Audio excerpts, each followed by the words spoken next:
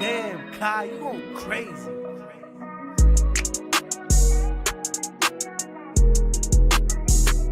I'm getting married next year. You know you got the kind of love that a nigga need. You know you got the kind of touch only a nigga dream. I never meant to break your heart or hurt your self-esteem. I never meant to play my part in that selfishly. Looking for what was in my face the whole time. Hoping that it ain't too late, cause I'm tired of the same old bitches. No, you get tired of the same old niggas. Looking for the hype. Same crowd in the club every night. But wondering if you looking for a husband. Yeah, now you looking for. Jay, y'all better sing this shit with me, bro. Girl, let's get it right. Only thing shorter than these love songs in life. When you finally found someone to call your own, no more sharing. Run away as far as y'all can go and start a family. And I done been here many times before. And every time I done get it wrong. They say when it's right, you'll know. Hold on. I know for sure your love I was waiting on. Yeah. Your love. Hey, sing that right way for me, chat. I've been waiting on. Sing that right way for me. Your love. Y'all know this song, gang. Your love. Hey, Rod Wave and Arby.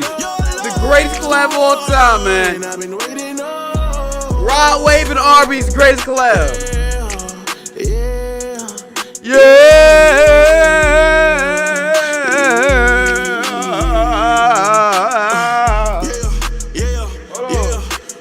Someone as crazy as you.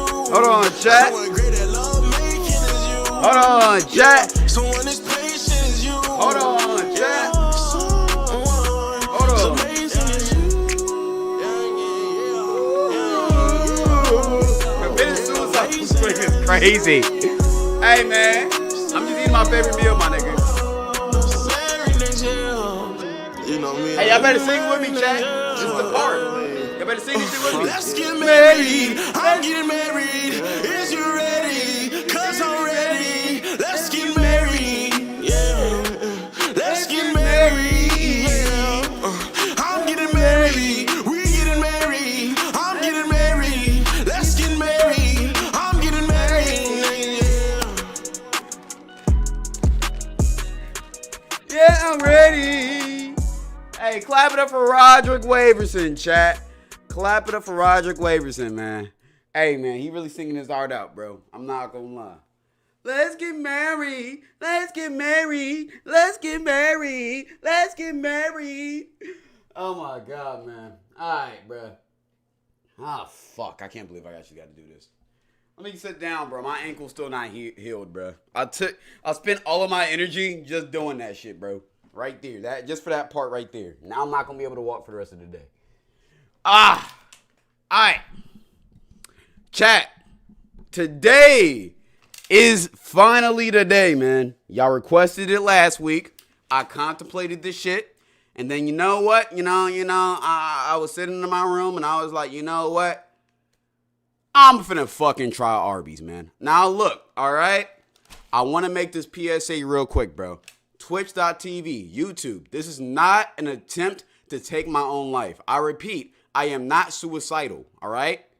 I'm choosing to eat this Arby's under my own will, okay? I would never condone an attempt. I would never show a live attempt on stream. So let's go ahead and cut that shit out, all right? Second, all right? Viewer discretion advised right now. If I throw up if I throw up this stream, I throw up, my nigga. Game is game. I'm not used to eating this shit. This is my actual first time ever putting my mouth on an Arby sandwich. All right, I'm keeping it a bean. Third PSA. I low-key ordered this shit like an hour ago, all right? I was setting up the stream for a little bit, so this shit kind of been marinating in the bag. I'm going to just let you know right now, my nigga. This shit smells like absolute shit. This food stinks. I'm not just saying that for the bit. I'm genuinely, this shit stinks, bro. It's stinking up my whole room. I kind of want to go ahead and get this shit over with so I can air out this room, bro. This shit smells like fresh fish. Like I'm not even lying. I'm not lying to y'all niggas. That shit does not smell good. All right. Enough yapping, though. Enough yapping. Look, first off, I'm gonna keep it a beam. I'm gonna need if y'all paychecks hit this, if y'all paychecks hit, I know y'all paychecks hit last Friday, bro. I'm gonna need some gifters this stream, gang. Y'all know I never asked for shit like that. This stream, I'm gonna need some compensation for this shit, because I'm actually putting my health at risk. But let's go ahead and get to this shit. Let me show y'all what I got. I got like several items that people told me to get. First off, I got this Jamocha shake that has low-key melted. All right, it's like foam now. I don't know if that's normal. I don't think milkshakes are supposed to do that, but it's been sitting outside for like an hour or so. Game's game. Now let's actually get into the bag. All right, so as we see, we got curly fries. I think this is the only enjoyable thing I'm gonna have today. Oh wow, we got these hash brown cakes. They don't look good. I'm gonna keep it a bean. That shit look dry as fuck. We got some napkins. I'm gonna be needing these. All right, some more napkins. I'm gonna for sure be needing those. We got the buffalo chicken slider. All right, I heard this is like one of the only good things on the menu, so I'm actually kind of excited about that. But this shit's small as fuck, even though it's only $2, so whatever. Mozzarella sticks. We got these. These are highly requested, mind you. All of this shit I'm getting, all of this shit I got only cost like $35. I already showed you like 4 items, bro. I'm not gonna lie. If you want the best bang for your buck, go to Arby's. Now, we also got the famous gyro. I'm a Mediterranean food enthusiast. I love gyros, so I'm interested to see how that tastes. And last but not least, y'all know I had to do it to them. We got the Meat Mountain, gang. The double pussy coochie beef with 2 cheddars in between sandwich, bro. That's what we got here. All right. Also go. Oh, this shit smells terrible.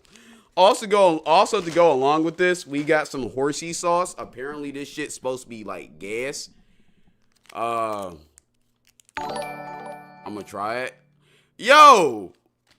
Marcus Lee, appreciate you for the gifted 2 jewels. I've never heard of that shit a day in my life, but I appreciate you, my gang. Welcome to Sky Crew. Oh, fuck. What the fuck did I get myself into? All right, before we do this, let's go ahead and pray real quick, gang. I'm going to need all the help I can get, my dog.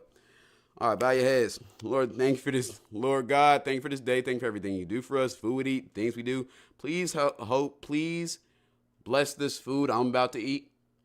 And let's hope that I can actually consume this shit without throwing up. I appreciate you for everything you've done. Appreciate you for allowing me this great audience. In Jesus' name, amen. Amen. Fuck. All right. What are we getting started with, chat? Let's go ahead and get to Mark Lee. Appreciate you for the 2 jewels again. Let's go ahead and get started with the mozzarella sticks. All right. I think this is gonna be the best thing on the menu. All right. They look like regular mozzarella sticks you would get from like Sonic or something, so I don't think it'll be too bad. We got some marinara sauce too. Let's go ahead. Hopefully the focus can lock in. I don't know why the focus is doing that.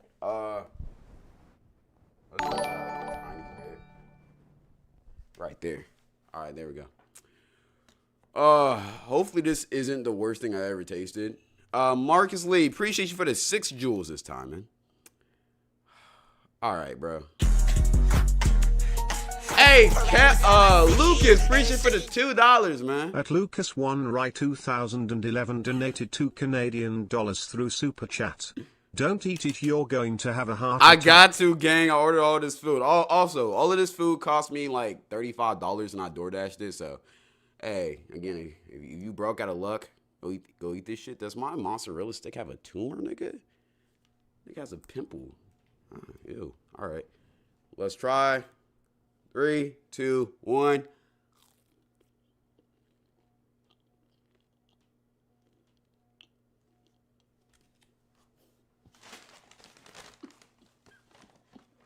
I'm not even playing with you. That's one of the worst mozzarella sticks I ever had in my life. I'm not even joking.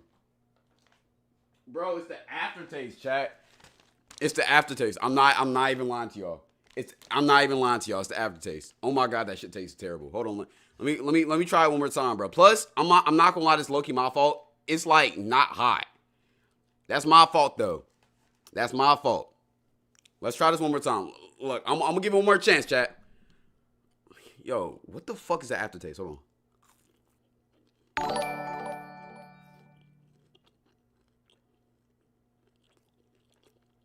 I can't do it. I can't do it. I can't do that shit. I'm sorry. I can't do that shit. I'm gonna try. It's that aftertaste, bro. That shit nasty. I'm sorry. Like, I promise you, I'm not trying to troll. Dead ass. I'm not trying to troll. That shit not good. Throw that motherfucker away. All right. Fuck. Let's try the slider. Apparently the slider is better. Matter of fact, let me rate that shit. That's just a 0. Nigga, that shit is 0. That shit, oh my God, that's terrible. That's bad. I ain't gonna lie. I expected a lot more. I thought that was gonna be the best thing on the menu. All right, let's go ahead and get to this let's get to this milkshake. All right, this just melting. It's a Jamocha milkshake. Apparently this is supposed to be their best shit. Oh my God, that was bad. All right, I'm not gonna lie. Appreciate you, Marcus, for the jewels. Again, now look, I don't know. Look, it's been sitting outside for a little bit. I don't know why it's foamy though. That's not natural. I've never seen a milkshake do that. But, hey gang, we're gonna try it, all right? 3, 2.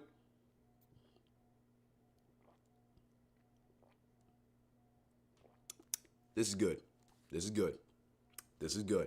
Yo, if you go to Arby's, get this. This is good. It's straight sugar, but it's good. That's an 8. That's an 8.3. I'll fuck with that. All right, let's go get this bullshit out the way. Nah, I want something else that's good too. Let's try this buffalo chicken slider. I got high expectations from this. I heard everybody on TikTok say this shit was good. All right. Smell check. It smells fine. It smells fine. All right. Y'all see it? Has like a little bit of ranch in there. It's very small, but. All right. Let's try it. 3, 2.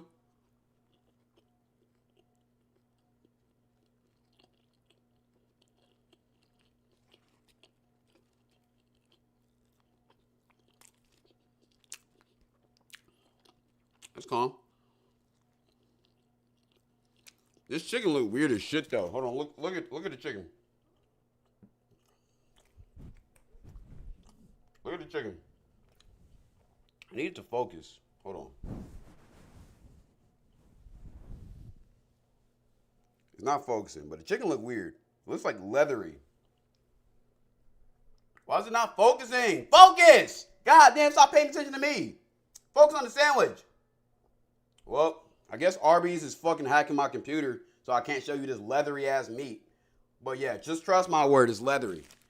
I don't know if this is safe for consumption. I'm not gonna.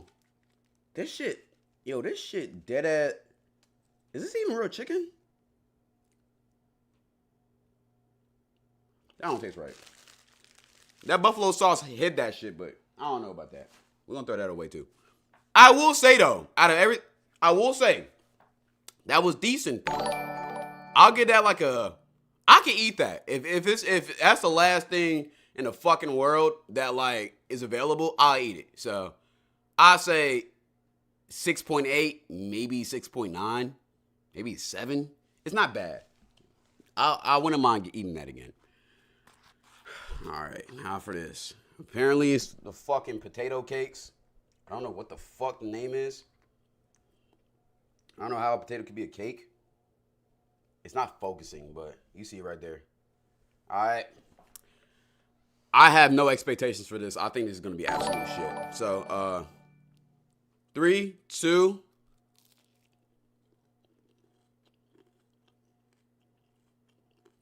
This is a hash brown.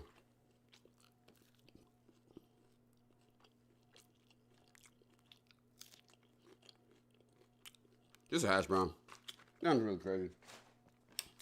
That's a 5. It's a hash brown. So that's a 5. Nothing really bad about it, but it's not really necessarily good. All right. Next is the gyro. All right. I've heard very mixed reviews about this. Hold on, bro. What the fuck is this meat?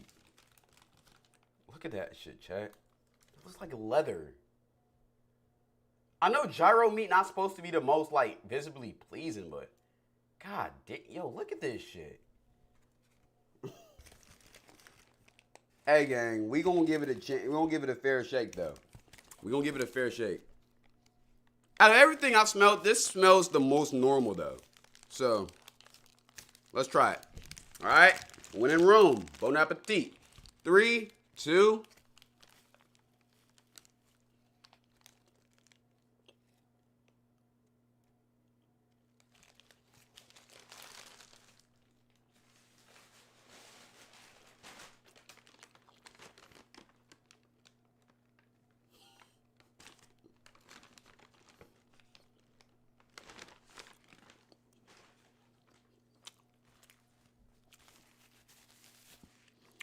I can't believe I swallowed that. It ain't horrible. Oh my god. Yo. It's not horrible, but that shit not good. That's like a... Let me get a second chance, bro. Let me give it a second chance. I finna just threw it away. I gotta give it a second bite. I really don't want... Oh, fuck. Let me just try the meat.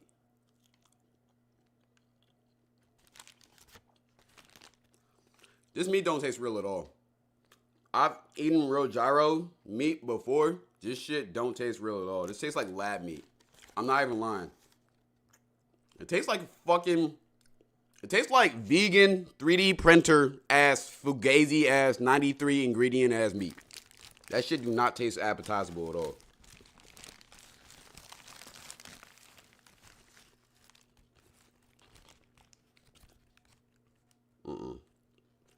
Why is lettuce so stringy? Ew.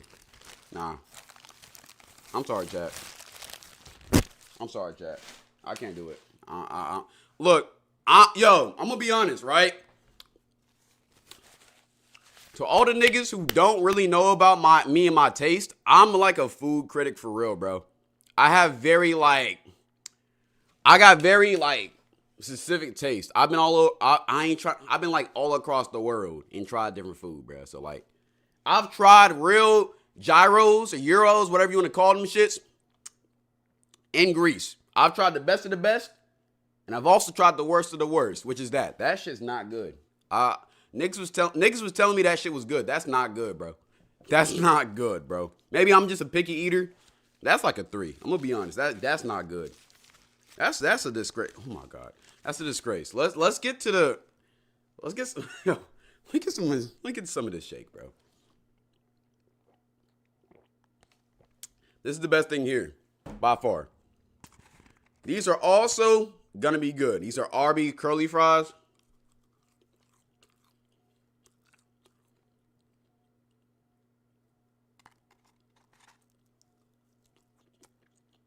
These are trash. Yo, these are trash. Those are trash. Nah, because I've had Arby curly fries before. That's the only thing from Arby's I've ever had. But why are those so bad? Those are not good. Maybe it's because it's cold. Maybe it's because of the location. I've had Arby's fries, bro. We used to buy like the frozen packs of them from fucking Sam's. I've had these before. They did not taste this bad. I'm not going to rate those because I've had them way better. All right. Last but not least. Oh, my God. We have... Oh, my... Yo, this shit smells horrible. Fuck! Last but not least, we have the Meat Mountain, the roast double cheddar. Chat. Feast your eyes. Oh my God, this shit looks nasty. This shit looks nasty. Oh my God, this shit looks nasty. Yo, chat, y'all cannot make me eat this, bro. This shit, and it smells awful. This smells bad. Chat, there's no, look at this. Yo, look at this. Nigga said, don't bring that shit close to the damn. Yo, look at this shit, bro. Yo, it won't even focus in. Look at this shit, though. Oh, my God. Yo, this is worse in person. This is worse in person. How do niggas actually eat this shit? All right, bro. Hey, let's cut to the chase, man. Let's cut to the chase, bro. Let's get this shit over with. Now, look, I want to say this to any Arby's executive that's watching this shit, bro. I'm sorry that I cooked your product. I don't think it's... I'm going to just keep it a being. I think all of this shit is bad. But I'm going to let you know right now, I'm probably not going to like this just by looking at it. Now, look, I'm still open to doing some brand sponsorships if y'all willing to, send me more bad. Send me more money, all right? Or just send me a bag. I'm willing. But just don't make me try this. All right, let's go ahead and get to this, man. All right? Fuck. All right, chat, I'm finna eat this shit. Fuck this shit. Yo, what is on this bun? I'm sorry, I'm just noticing shit. What's on the bun? The fuck is this?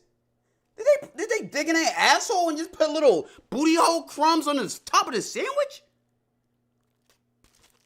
All right, bro, let's get this over with.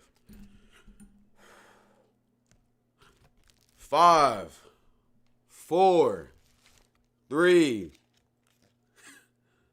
2. Oh my God.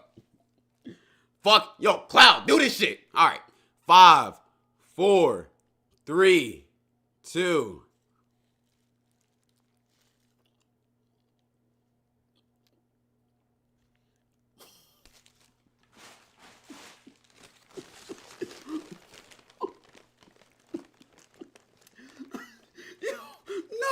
No. Why do niggas eat this? Nah, I'm sorry. No, this shit's in my mouth. The taste is in my fucking mouth. Oh my God. This shit's in my mouth. Oh my God. Oh my God. Yo, chat, I'm not trying to exaggerate. Bro. I'm really not. Let me give him one more chance. It wasn't I've tasted what. Let me just one more chance. Let me give it one more chance. Nah, why is this meat green? Ew, no. Let me try right. All of this shit.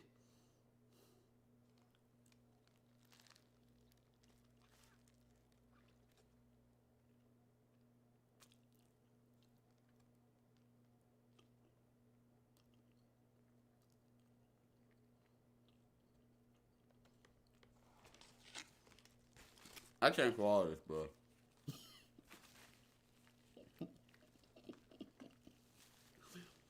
Look, bro.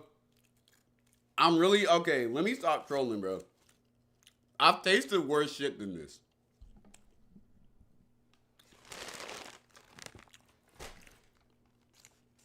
But this is not good, bro. I've tasted worse shit. But this is not good, gang. I'm gonna be honest. Let me try some of this horsey sauce on it, bro. They said this is what makes it really good. Like, I'm not trying to troll. This shit not good, though. Like, I could not eat a whole thing of this. All right. I actually don't think this is the worst thing I've tried today. I'm going to be honest. I don't think this is the worst thing I've tried today. That gyro shit was way worse. All right. With the fucking nut sauce on it, all right? Let's give it a go.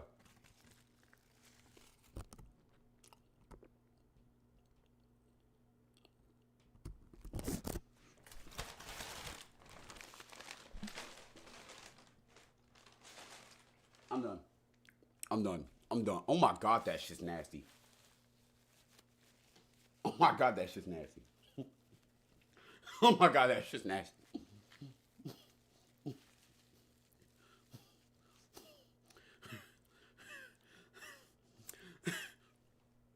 Bro, because chat, I'm trying to give it a chance. Like, I'm genuinely trying to give it a chance. I didn't want to make a face. But, like, it's like the idea of it and then the smell of it just automatically makes me think it's nasty. I'm going to be honest. The roast beef sandwich isn't the worst thing I've ever had. That horsey sauce is terrible, though. I don't know why the fuck they tell you to put that shit on there. It's the aftertaste with this shit. I don't know. It's like everything kind of smells like fish, bro. That's the best way I can describe it. Everything smells like fish. Shout out to my appreciate for the tier 1. It's a parade inside my city. All this shit smells like fish. That chicken sandwich is the only edible thing. And look, hey, chat, letting you know right now, I should have said this before I even reviewed this. This is coming from a nigga who I don't eat Taco Bell. I don't eat McDonald's. I don't eat no fast food. Only fast food I would eat is a burger place like In-N-Out. If you consider Five Guys fast food, I'll eat there. Zaxby's or shit like that. I don't eat shit like this, bro. Hey, if y'all gave me some McDonald's, I would be doing the same shit. I refuse to eat McDonald's, all right? So, I'm not the target demographic, obviously. But, I'm going to be honest, that roast beef, I wouldn't swallow this shit, but it didn't taste horrible. The roast beef, low-key, it's like a 4.5, bro. I think the gyro shit was way worse. Because I just know what a good gyro tastes like. I don't know what a good roast beef sandwich tastes like. That shit was a 4.5. I'm going to be honest. That's me being nice. The horsey sauce, that shit's like a 2.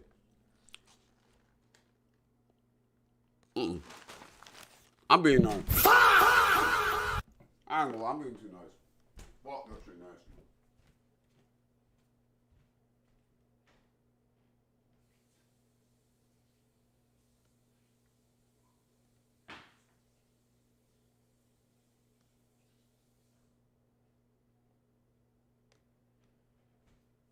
That shit nasty as fuck though, chat. I'm gonna be honest, I'm being nice. That's like a 4. That's like a 4. Maybe like a 3.5. Fuck that shit nasty. Oh my god. I can't believe I just wasted 35 bucks. Yo. Let me get this shit out of my house real quick, chat. But, okay. Final review of Arby's. I'm gonna be honest.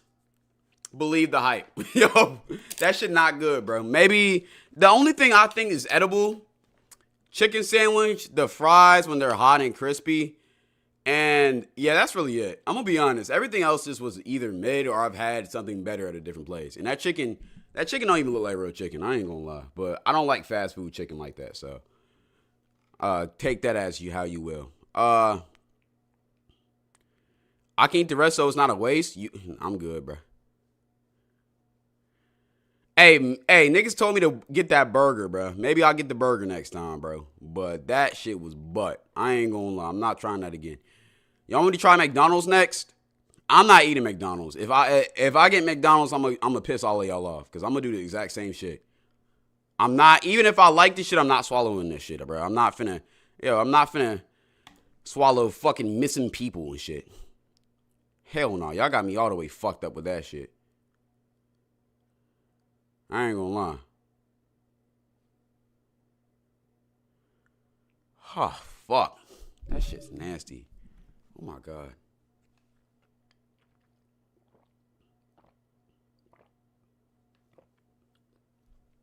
$50 best gifts for Popeyes with no Bev. You must want me to commit, gang. All right, anyways, YouTube. Because this is going to be a YouTube video for sure. Let me know what you want to see me try next. Nigga, I'm not trying nothing else, bro. This is the end of this shit. Fuck that. All right.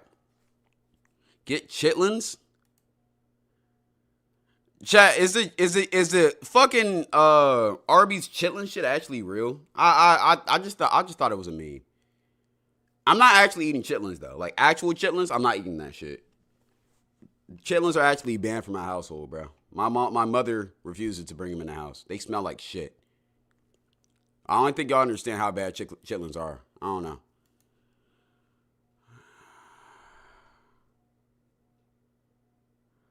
Oh my God. Claude, I'm going to edit you with raw wave music in this footage. Good. Go ahead, gang. Okay, let me get this out of my house real quick. And then we going to continue stream as normal, bro. We got a cool little day. But I'm never doing that shit. I'm never eating Arby's again. Like, believe the hype, Chad. That shit's not, that's not pleasant. Let's get this out of here.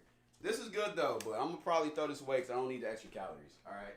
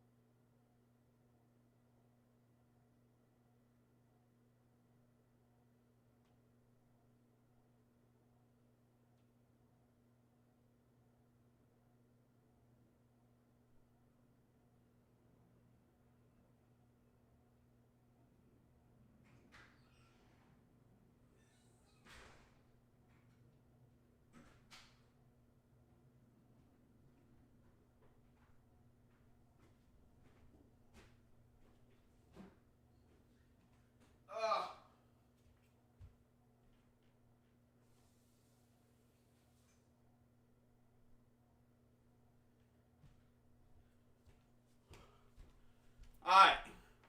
Bro, this room still stinks. Oh my god. Fuck. It's gonna smell like this for the rest of the fucking stream. God damn. Here's the thing, bro. I hate doing shit like this. Because I genuinely have to fucking suffer the consequences, bro. Y'all can just laugh and be giggly about this shit. I genuinely gotta sit in this stinky ass room from now on, bro. Hopefully Cloud doesn't drop dead on the way back. Cloud play Walking Dead. Think I'm finna be, yo. You act like Arby's was Long John Silver. I think Long John Silver's is probably better than Arby's, bro. At least they got fit. Yo, here's the thing with that shit, bro. Cause like I really wasn't trying to be dramatic with that shit. Like too much. But like, that shit wasn't good, bro. I'm a big quality type of person, bro. I like quality of meat. All of that quality of meat was just trash. And their whole thing is we got the meats. Why is the meat so butt? Like the quality is just bad. Like I need to try Long John Silver's. There's not one near here, bro. I think the nearest one is in Columbia. But I don't know. You know, I bet you hate Nickelback too. What's Nickelback? If I want bad meat, I'm going to my exes. Wait, pause on that, gang. You's a guy. Are you a guy or you a girl? I'm talking about bad meat. If you a girl, that shit funny as hell, twin. If you a guy. All right. Oh, okay. I mean, hey, if you swing like that, still funny as hell, gang. You feel me? We inclusive over here. But, yeah. All right. Okay, we got an interesting lineup today. All right. Speaking of fucked up people, all right. I think we got a little case study to do today. All right. Since I already got high energy, we might as well get through this case study real quick too. So recently I found this account named Cartel Marcel. Now, if you're on TikTok often, you probably already know who this guy is, but basically he just makes social commentary videos or little mini commentary yapping videos about women just being a creep. You want to see what I mean? Let me show you a prime example of this shit. Also, we got some David news. We're going to talk about that later. But let's get to this first. Because I'm going to show y'all, because this shit kind of ridiculous. All right, Cordell, let me get you right. Okay, so this is a prime example of the type of content he makes. All right. 2025, a 19-year-old girl in a white Mustang tried to pull a Fast and the Furious move and run from a cop only for the officer to track her straight to her house minutes later. And she was arrested. She was arrested at her house. Wow. Now, see, this is why I couldn't be no cop, because if I was a cop, I'd be the most crooked cop you ever seen. Because if a girl like this tries to pull something like running away from the cops, like, when I catch you, I'm not just going to arrest you. I'm going to give you an ultimatum. I'm going to give you a chance to not go to jail. I'm going to look at it like this. Listen, look, girl, you don't want to go to jail. I've had a long day. You know, maybe we could work something out, you know? You cannot expect me to look at something this thick in these shorts and do the right thing and just arrest her. First of all,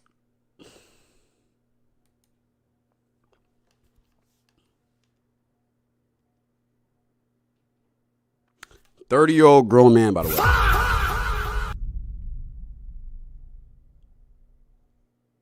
The fuck do you mean you're gonna give her an ultimatum? The fuck? Like, yo, what? Did you just confess to trying to assault this girl? Yo, what? An ultimatum? Nigga, what? Either she goes to jail or she does what? Sucks your cock? I mean, I get it. I get she's bad, but my nigga, what the fuck type of content is this? What type of statement is that? That shouldn't even be crossing your mind. Nigga sees an attractive girl and instantly starts thinking about how he could fucking take advantage of her and try to grape her. Like, what the hell? This shit gets worse though, chat. This shit gets worse. Cause that's just the fucking peak of the fucking rainbow. You come home and see your woman like this. What's the first thing you are doing? First thing I'm doing is sliding those panties to the side and having a snack. You know, give you a nice little wake up call. Because think about it.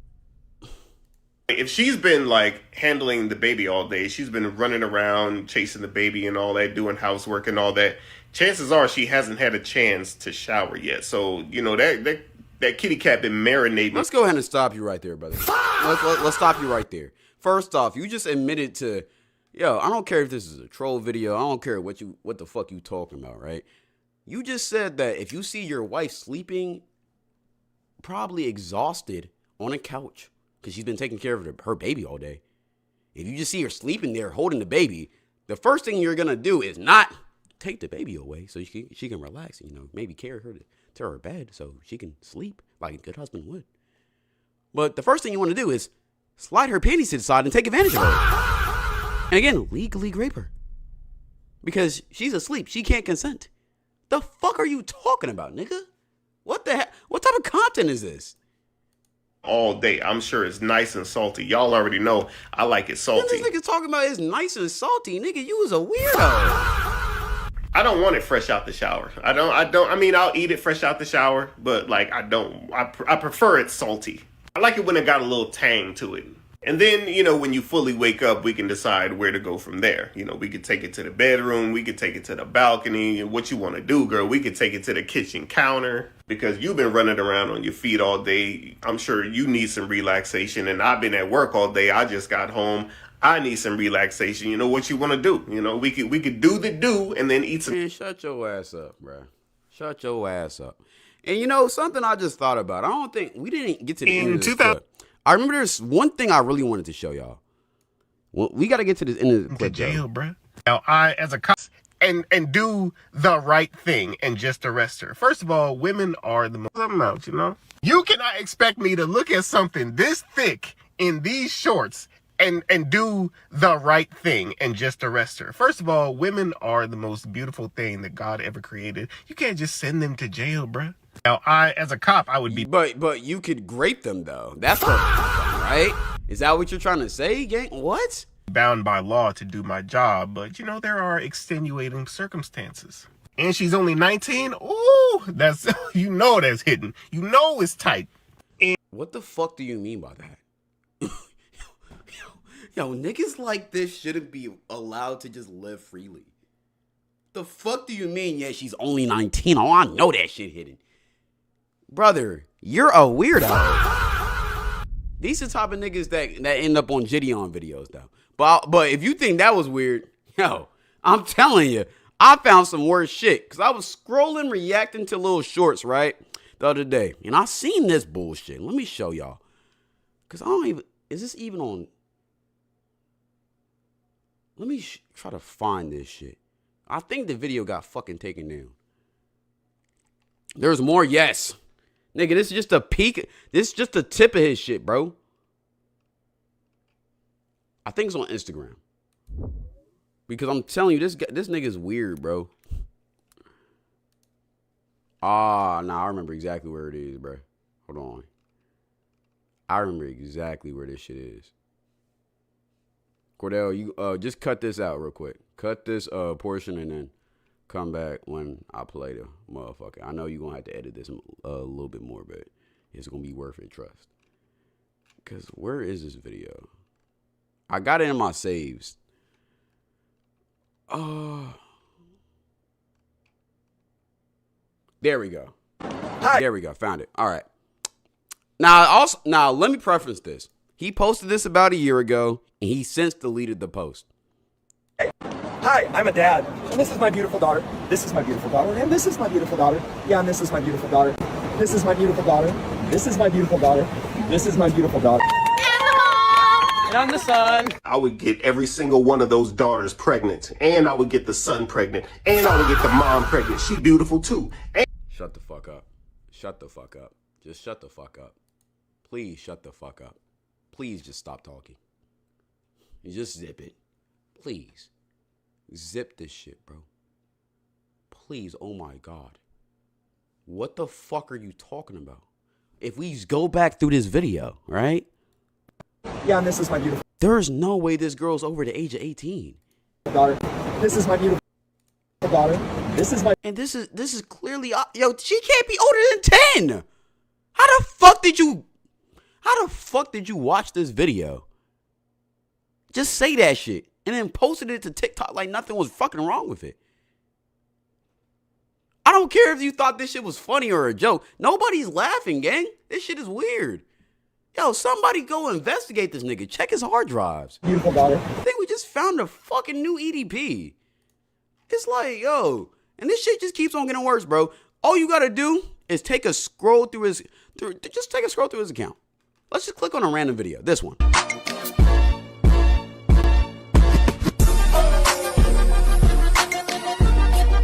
Clearly this is AI, right? Out of all the football games I've ever watched, that was the smoothest touchdown I've ever seen in. This is just his content. He's just looking at his and talking about girl.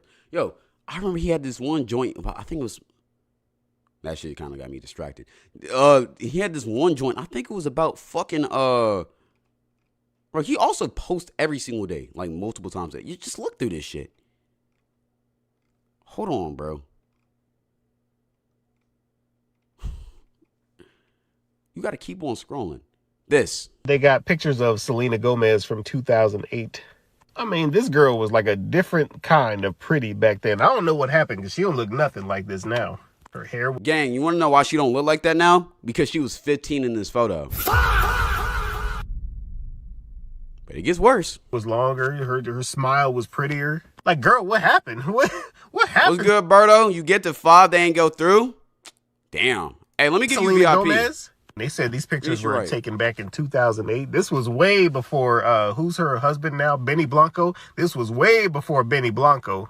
She looked good. I bet she was tighter than the bolts on a fire hydrant. Yeah, we're going to go ahead and stop you right there, my nigga. I ain't going to lie. We're going to stop you right there. What the fuck is this guy talking about, bro? This is she's so clearly, like... Back then, I don't know. She's so clearly underage in this photo, yet he continues to talk about this shit. You're talking about a 15-year-old like this, gang. All of his content is just, oh my God, yo, some of this shit, I just, like, some of this shit just egregious. Kim Kardashian started dating this new dude, and she came outside trying to hide him from the paparazzi, and bro up here said, oh, I can recognize that hand tattoo anywhere. She got him, and y'all. It's just content. All of this shit. Nah, I want to see this one real quick. Hold on. Gracie Bond said that she pays her assistant $10,000 a month to help wipe her. I'm sure y'all all know who this girl is. You see her videos everywhere on the internet. But it says in 2025, influencer Gracie Bond went viral after admitting on a podcast that she pays a personal assistant $10,000 to help with her daily hygiene. You know what? I was wondering, because every time I see one of her videos, because she collabs with a lot of other influencers in like comedy sketches or whatever, but every time I see this girl's junk in the trunk, I'm like, how does she wipe? And now we know how. She pays her assistant $10,000 a month to help her wipe. Now, my question to you is this. Would you take that job if it was offered to you? $10,000 a month. I mean, in reality, you would only have to work, what, 1 to 3 times a day? How many times do you need to wipe a day? One max. Well, one is the lowest.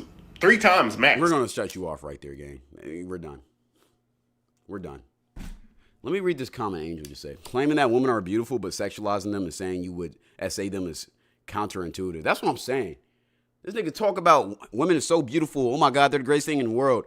Yet, like, the way you talk about, like, I know niggas make jokes every single day. Niggas crack jokes every single day. It's whatever. But the shit you're doing, it's just disgusting, bro. Like, the way you talk about women, it just irks me, gang. And then the way you talk about clearly underage girls irks me even more. Like, it really just do. I'm gonna be honest. Look how he talks about Tyler. This is the outfit that Tyler wore to Coachella. She posted it on her social media. And good gravy, this girl looked good. I gotta admit, I really thought Tyler was a one-hit wonder, and I ain't gonna lie. Watching this at I work, was like, my bro okay, said, let's see how long this water lock this song nigga up. lasts. That's what I'm saying. She pulled another one. She pulled another hit out of her sleeve. I was surprised. I didn't think she could do it. I really thought this girl was a one-trick pony, but now she got the Chanel song. You say you love me, and then put me in Chanel. I'm eating my words. I got egg on my face. I'm eating my words. I really thought this girl was a one-hit wonder. Turns out she's more than just a pretty face and a perfect body. And oh, what a perfect body it is. My goodness. But here he goes. Y'all know the it amount doesn't of matter. money Like, that yo, at first it starts off just normal, and then he just, it's like a fucking demon possesses his fucking soul.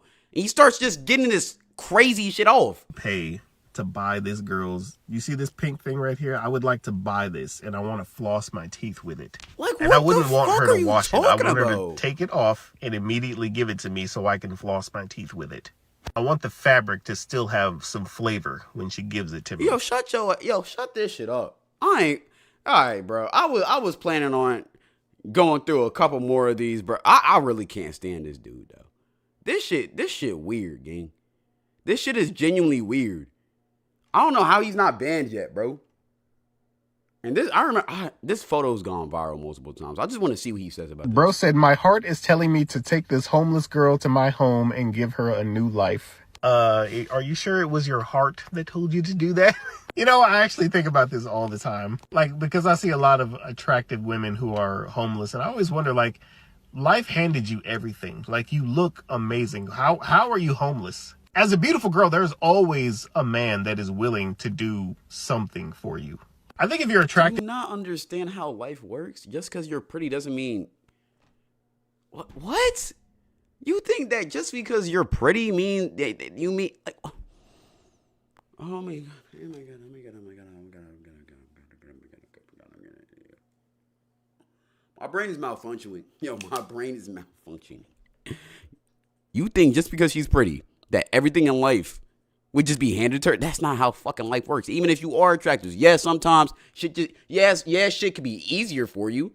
That doesn't mean you can't end up homeless. If you're homeless, you've pissed your entire life away, and it's entirely your fault. Also, like 99% of homeless girls that I've seen, like the attractive ones, like this, like the only reason they're homeless is because their boyfriend is homeless. Like, they themselves are not homeless. They just... All right, let's cut you off, bro. But yeah, this is Cartel Marcel, bro. The most degenerate content creator on TikTok, bro. This shit genuinely, and I don't know if y'all peep, he posts every single day. He posted this 5 hours ago. Did you just say Posted this 5 hours ago. We scroll down again, another layer. This 5 hours ago. He dropped like 15 videos. 15 videos a day of just this bullshit, bro. This shit ridiculous, gang. I ain't gonna lie.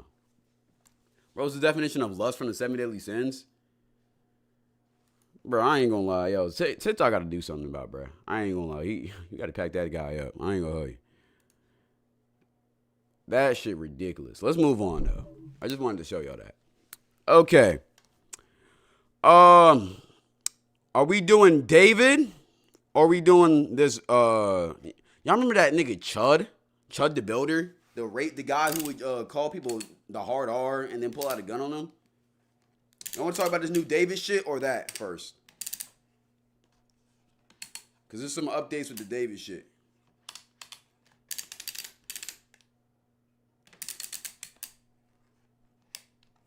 What? Yeah, I'm already know. We're going to watch both of them. David and then that. All right, let's do David and then let's do that. Actually, let's do Chud and then let's do David.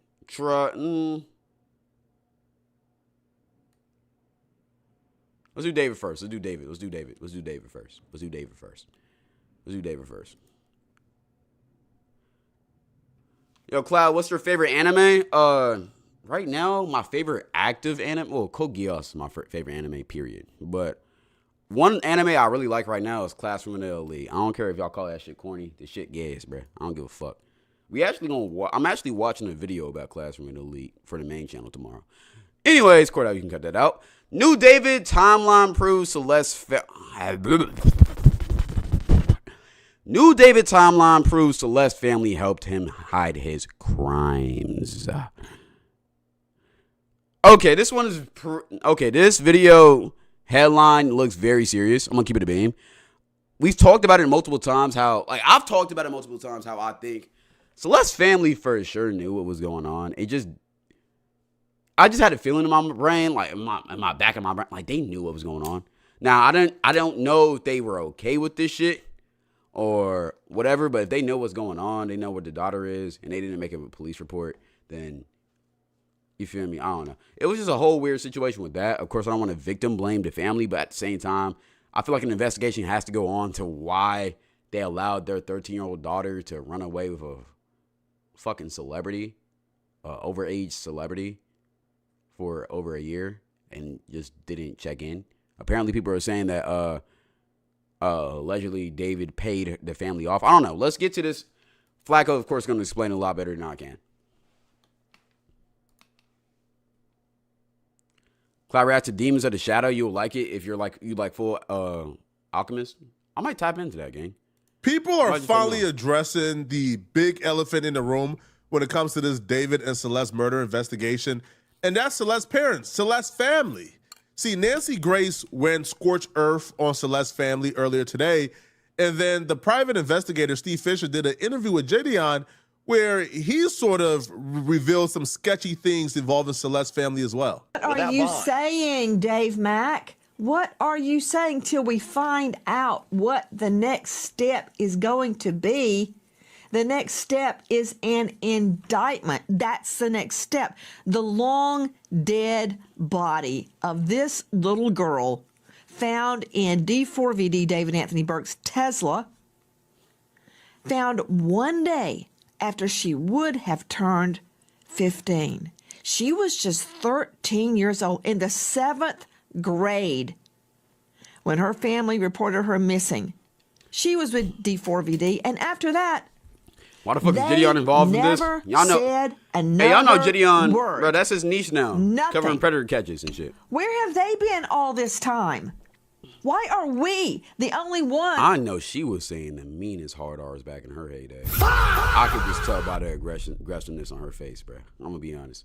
In all reality, she's probably a very nice lady, but I know back in them 60s and 70s, oh man, she would hate. Yeah, I know she hated when a black family moved into her neighborhood. Let me chill, gang. Banging the drum, demanding justice. Brian Fitzgibbons, this is very odd behavior on the parents' part. Never issuing a public plea, never thanking the LAPD for finding their girl, never demanding justice. I'd be laying on the front steps of the courthouse screaming for justice. Nothing. Radio She's silent. spitting, though. And She's now spitting, though. An indictment She's is set spitting. to go down, and they're what?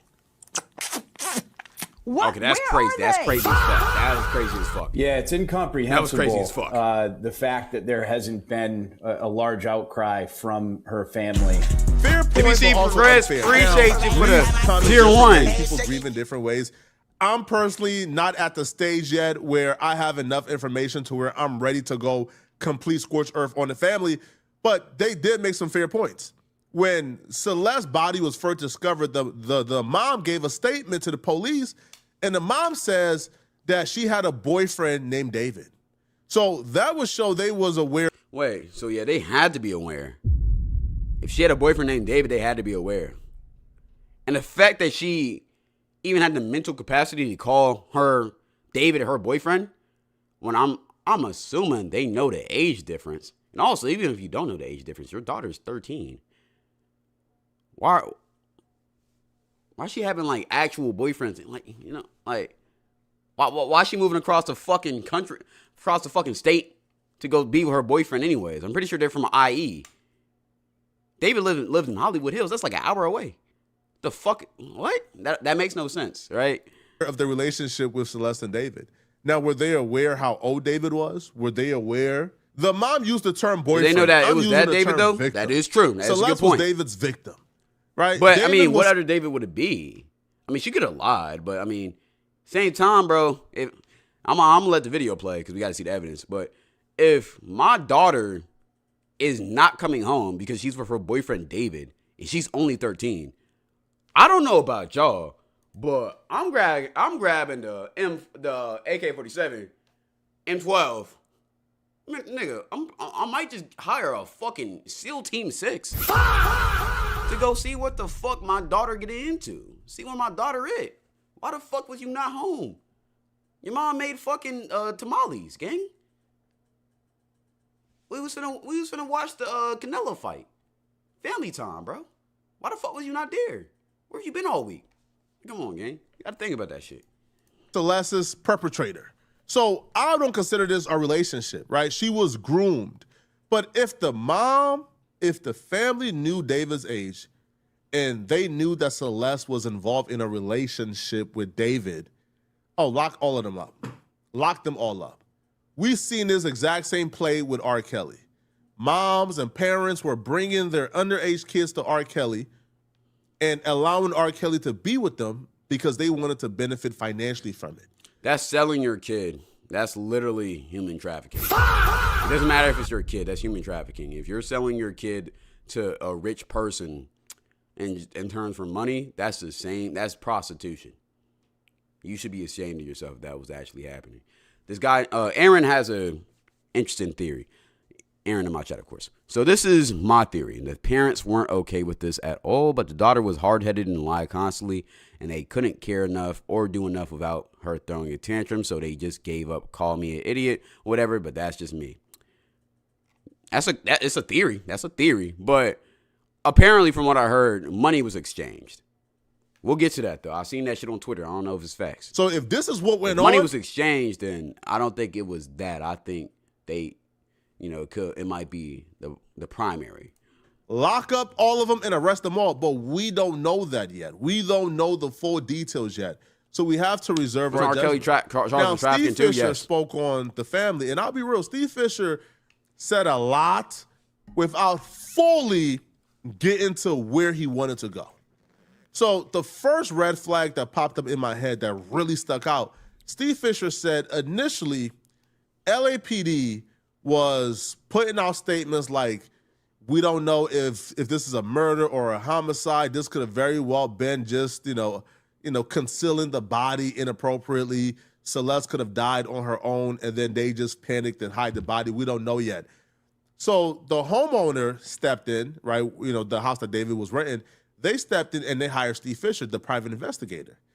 Steve Fisher, who was tasked with discovering whether or not Celeste was murdered or if she took her own life, contacted the family. And according to Steve Fisher, he contacted the family, but it was almost impossible to get in touch with them, right? And he felt like he was badgering them at some point, and he just stopped. So Steve Fisher's private investigator, all right? He contacted the family. They wouldn't talk to him. Yeah, I'm going to be honest. If a private investigator started badgering me about, I'm trying to do more evidence, trying to get some more context to the case about your missing daughter. If it was me, I would give him everything I got. I mean, that doesn't mean that you have to do that. Of course, the family was grieving, but if you want to get justice, I mean, me personally, you want to help us out for free? Hey, let's find out what happened to my baby girl. That's me. Why would they decline that? Or unless one of the only reasons why they could decline that is maybe if they got a hand into what happened to her. Or maybe they did something illegal in the process that could come back on them. I don't know any family who wouldn't be super receptive to any help they can get from a private investigator if the police is putting out information of she may not have been murdered, she may have, done it to herself.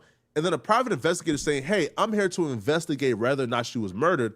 I don't know any family that wouldn't be receptive to that help. Especially if it's for free. But apparently Celeste's family wasn't too receptive. Celeste's family never got in touch with you to find her before. The only reason why you got involved was because the owners of the house had cops coming through their house, investigating stuff, and they just didn't know what was happening. Yeah, no, I've never been in touch with her family. I've tried. I didn't want to push them hard, though, so I haven't really followed up more. But yeah, so the owners were very, it's never had anything to do with value of the house or loss of value or anything. It's had to do with they wanted to understand what happened there because they have kids around that age, and they wanted to know if, on like even a spiritual level, if they could go back in that house. It was really hard for them to fathom, you know, if it happened there, or even in fact, even if it didn't happen there, just the fact that it's tied to it. They have some real decisions to make, and they're from out of the country, you know, and so they don't really understand the laws and everything. So they said, listen, we want to find out what happened. They wanted to know what the truth was, and they wanted to make sure that Celeste, you know, got justice if she needed to get justice.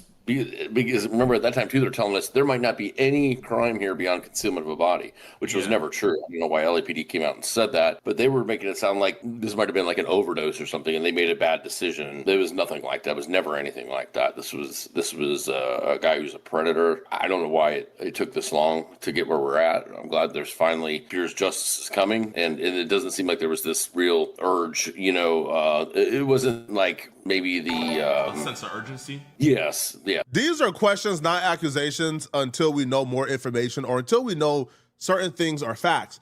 But why wouldn't the family want to get involved or want to meet or want to be in touch with somebody who's trying to get their daughter justice? Especially if the police is at this point saying, we don't know if it's a murder investigation, and the private investigator is saying, I'm going to find out and prove it's a murder.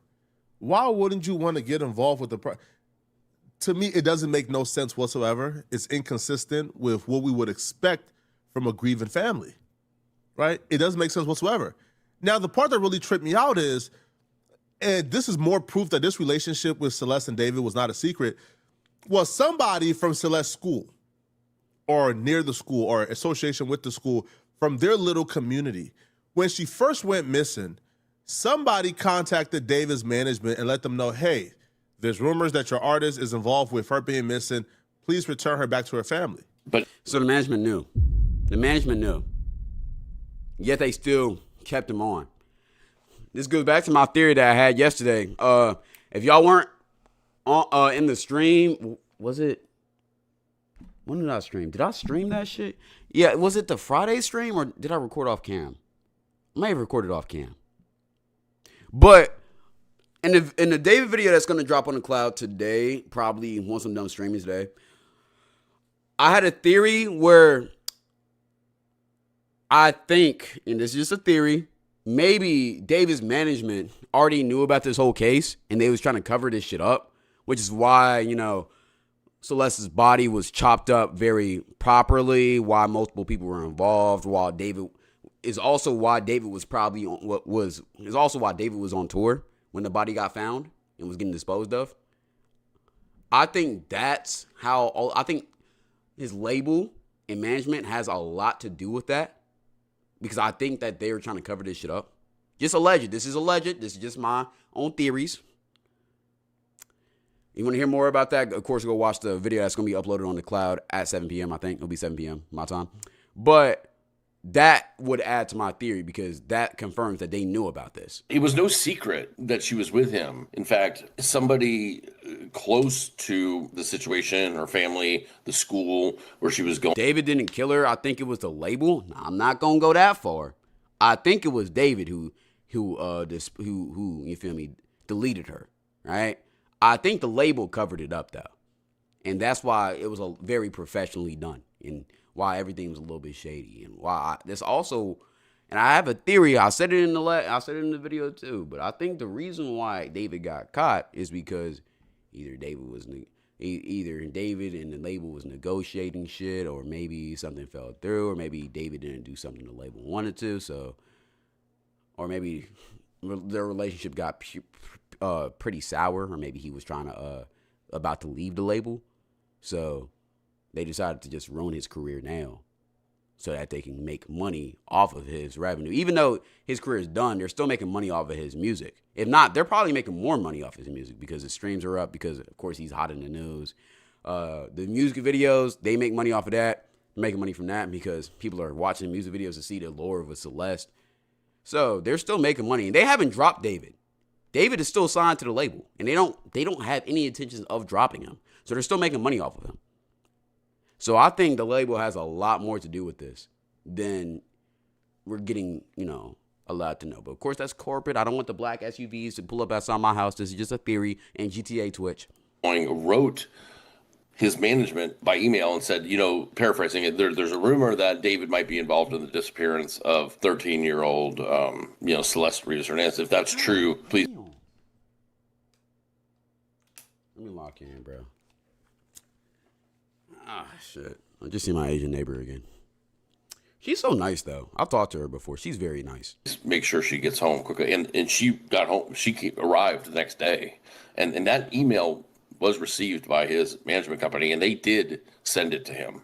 I have proof of that. He was aware of it. So then she arrives back home, but then she runs away again. He was grooming her. He's a predator. This is not the only girl he was involved with. It was underage. When Celeste ran away on Valentine's Day, she showed up in the area. Oh, this is the exact same day that they're actually taking possession of the new house that they rented, my client's house. Yes, sir. Of course, my client doesn't. My client thinks it's Josh Marshall, his manager, but they take possession of it. So on that day, he's got Celeste runs away that day, and she's at the old house, the one where they did that live stream, delete everything, and he's got another minor at the new house, a mile and a half away, and I've got pictures of that. So wait, whoa! There's a second person involved with this? There's another minor in here? What? My client thinks it's Josh Marshall, his manager, but they take possession of it. So on that day, he's got Celeste runs away that day, and she's at the old house, the one where they did that live stream, delete everything, and he's got another minor at the new house, a mile and a half away, and I've got pictures of that. So, he has evidence of this. This is kind of all new about there being like a new minor. Whoa. If you can reveal, how old was this other minor that David was dealing with? She was 16 and 17. She was 16. This was going on for a while. Celeste. Wait, how old? Because okay. David is saying. I think David was born a year before me. So if she was 16, 17 at that time, he would probably be 19. That's still, no, that's still a weird age gap. Yeah, he's a fucking weirdo. Yo. David was not a secret. If somebody who has some type of affiliation How hard is it to just like girls, like, around your age, bro? Like, Celeste schooled you, don't you think the parents would know as well? And if the parents knew, why is there no reports of the parents talking to the police about David and Celeste? Why is there nothing that's coming out where, hey, bro, the parents been reported David for being inappropriate with their daughter? Now, Steve Fisher will say that the parents were reporting Celeste as a missing kid to cover their tracks from his perspective because she was never really missing. They knew exactly where she was at, and she would come and go. Like, she would come for like family events and then leave and be with David and be on tour. And you know. If that is true, chat. If that is true, chat. The parents deserve jail time. If that is true. Because you knew if she was coming back for family events and shit, then that means y'all must have been on decent terms. She's coming back for Thanksgiving. Y'all must have been on decent terms. So yeah, bro, I ain't gonna lie, bro. I feel like, the puzzle pieces is coming together, bro. I'm starting to see what this was. And be with him for months on end. So was she really missing if they knew where she was and she was coming back and forth? No, she wouldn't be a missing child. So why was she reported missing and they kept her as a missing child? According to Steve Fisher, he believes that that's because, that's to get CPS from off their tracks, to get the school from off their tracks, because if she's not reported missing, well, CPS in the school is asking, why is she not at school? Why is she not present? Why haven't we heard from her, right? And that would have started more issues. To the timeline, so I didn't know this. Wow. So it was January 2025 when that last year happened, or 2024? Well, she'd been gone well over a year when this was going down. I believe that live stream was 2024, January 2024. Then she starts, then in February, is when and then there's runaways, and then, getting into around Valentine's Day, she runs away again. And then it's a year.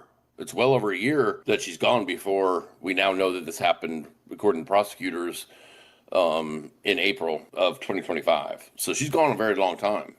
And that's been the whole thing, is piecing this together. Where exactly was she? Because we didn't really have evidence that we had evidence that she had been to the house, but not that she was like living at the house. And David would travel a lot for concerts or whatever, and nobody would stay there. So we're like, where was she in all this time? And then we find out that she wasn't truly a runaway. That's the part that's upsetting to me too, is that her family knew where she was, and she'd shown up for like her cousin's high school graduation. She showed up at a family event. There's a video out there of her arguing with the next door neighbors in the apartment complex next to her house, all while she's supposedly a missing person. And so it's all very frustrating. There's a lot of things, a lot of failures around her. And I understand she's probably a handful. I get that. But the thing is, she's a kid. That's part of being a parent. She needed direction, she needed like a direction in life. And it's not okay. They knew who he was. And it's just, I don't care how rich he is. I don't care how famous he's becoming. I don't care he's living in a mansion and he can afford to support her. It's not okay. Make no mistake about it. Okay, so he just confirmed it. They knew.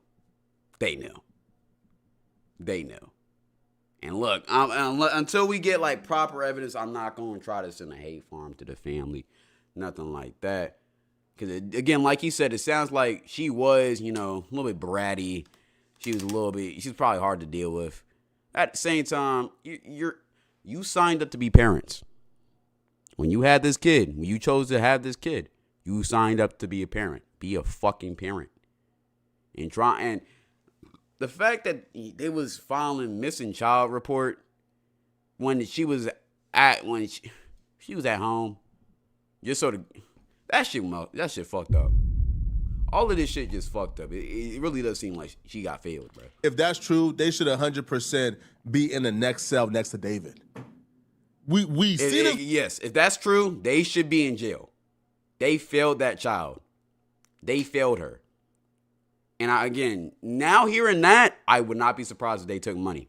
I would not be surprised if they took money from David. I would not be surprised if David sent them silence money and they just took it because they were struggling with the bills. They needed to pay some shit. That shit is sad, bro. With R. Kelly, but just like R. Kelly, the parents are never held accountable if this is true. Right? With R. Kelly, R. Kelly got arrested. The women came out and they said, oh, my mom dropped me off to R. Kelly. My mom was the one who arranged this. The parents never got picked up, right? Because the police don't usually go after parents, because usually the parents are a crucial part of the investigation. In this situation, it's just hard for me to imagine that this little girl was missing for a year plus. And if she was with David for a year plus and the police never got involved, the police never went to David, and the mom knew her quote unquote boyfriend was David, and they never told the police, hey, she's at David, go ahead and get her. But as we've seen, she was going back and forth. We got the video of her arguing with her neighbors, and that was like months after she was reported missing. So Steve Fisher is telling the truth, and in regards to they seen her go back and forth after she was reported missing.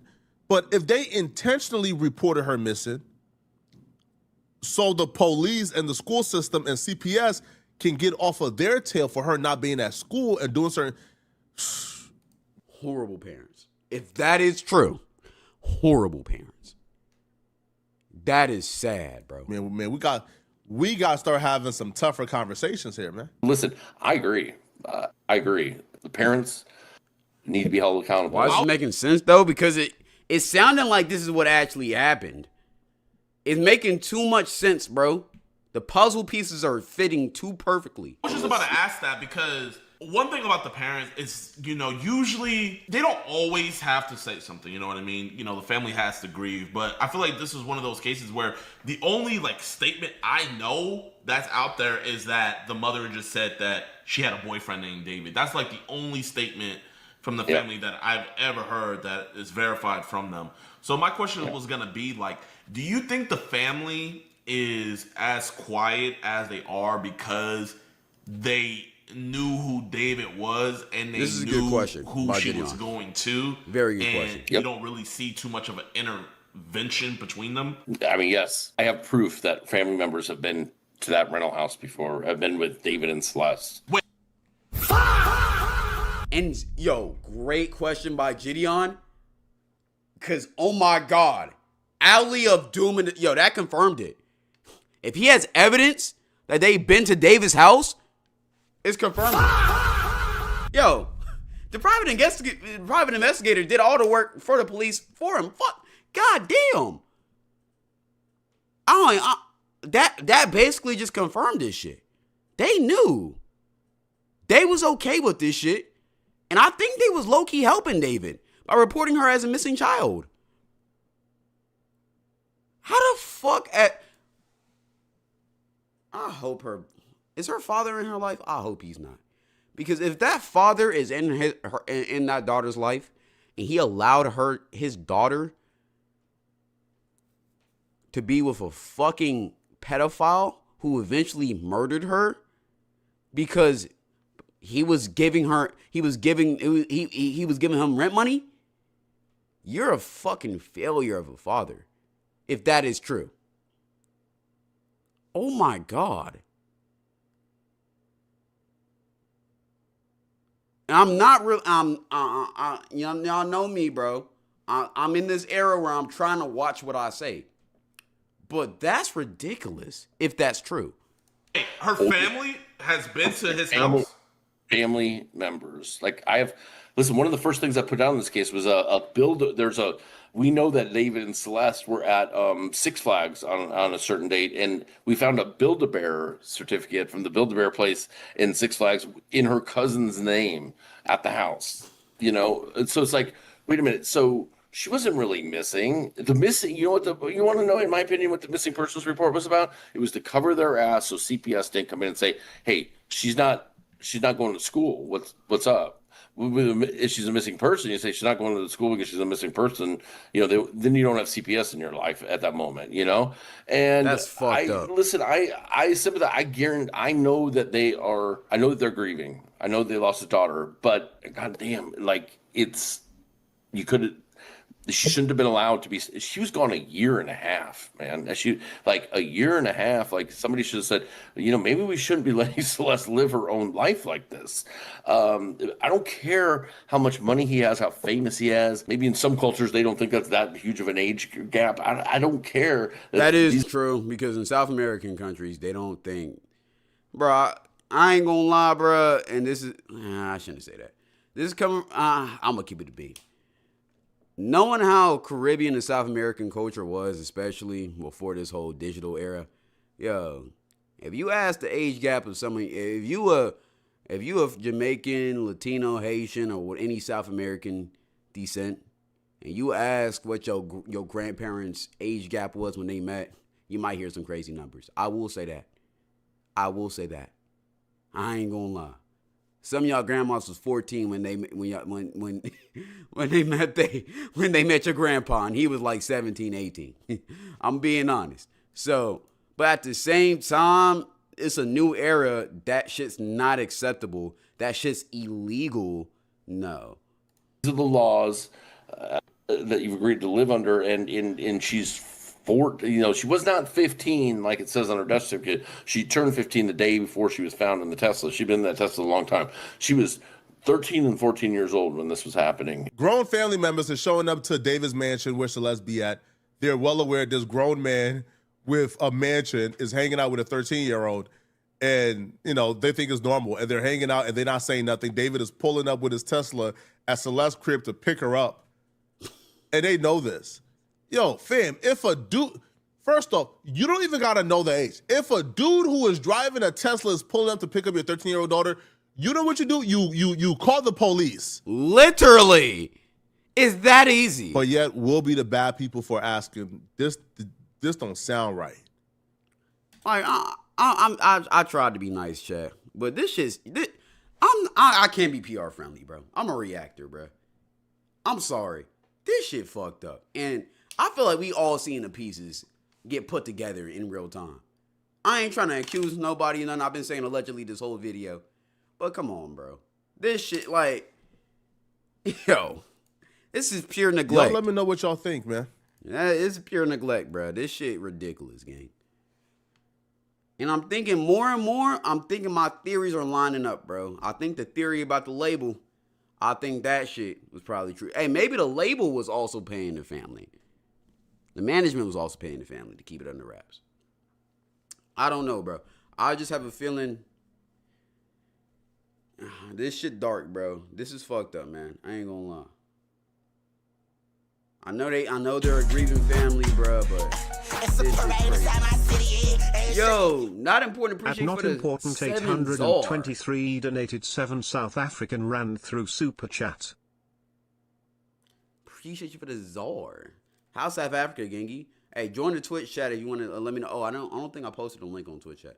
But yo, YouTube chat, if you want to join the Twitch, look up. The link is not there currently. The link is not there currently, but just look up OneCloud9 on Twitch.tv and you'll see it. I think that's good enough. We're gonna get to this next thing now. Also, like up the stream. Like up the motherfucking stream on YouTube, bro. That actually be helping me. I ain't gonna lie, y'all gonna help me pay my bills and shit. I'm moving out soon, so I gotta, you feel me? I'm not moving out, but I'm technically kind of moving out. I'm gonna be broke, so I need money. All right. That's fucked up. Let's get to this next little thing. I think we're gonna do 2 more reacts and then we can fuck up out of here. Where you gonna put that shit? Let's get married. Let's get married. Let's get married. Let's get married. Let's get married. Let's get married. All right. Let's get to this Chud shit.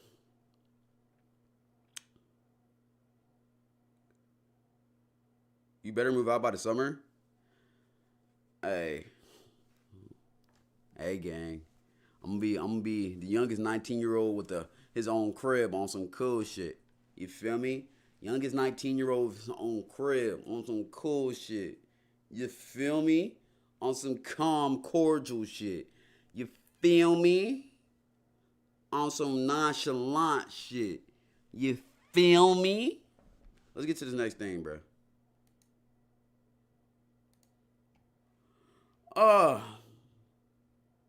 Fridge finna be full of lean. Shut the fuck up. Papa Raquel's 18 with her own crib. Yeah, but she does porn, bro. I don't do porn. I don't sell my booty. Oh, so I just got a text.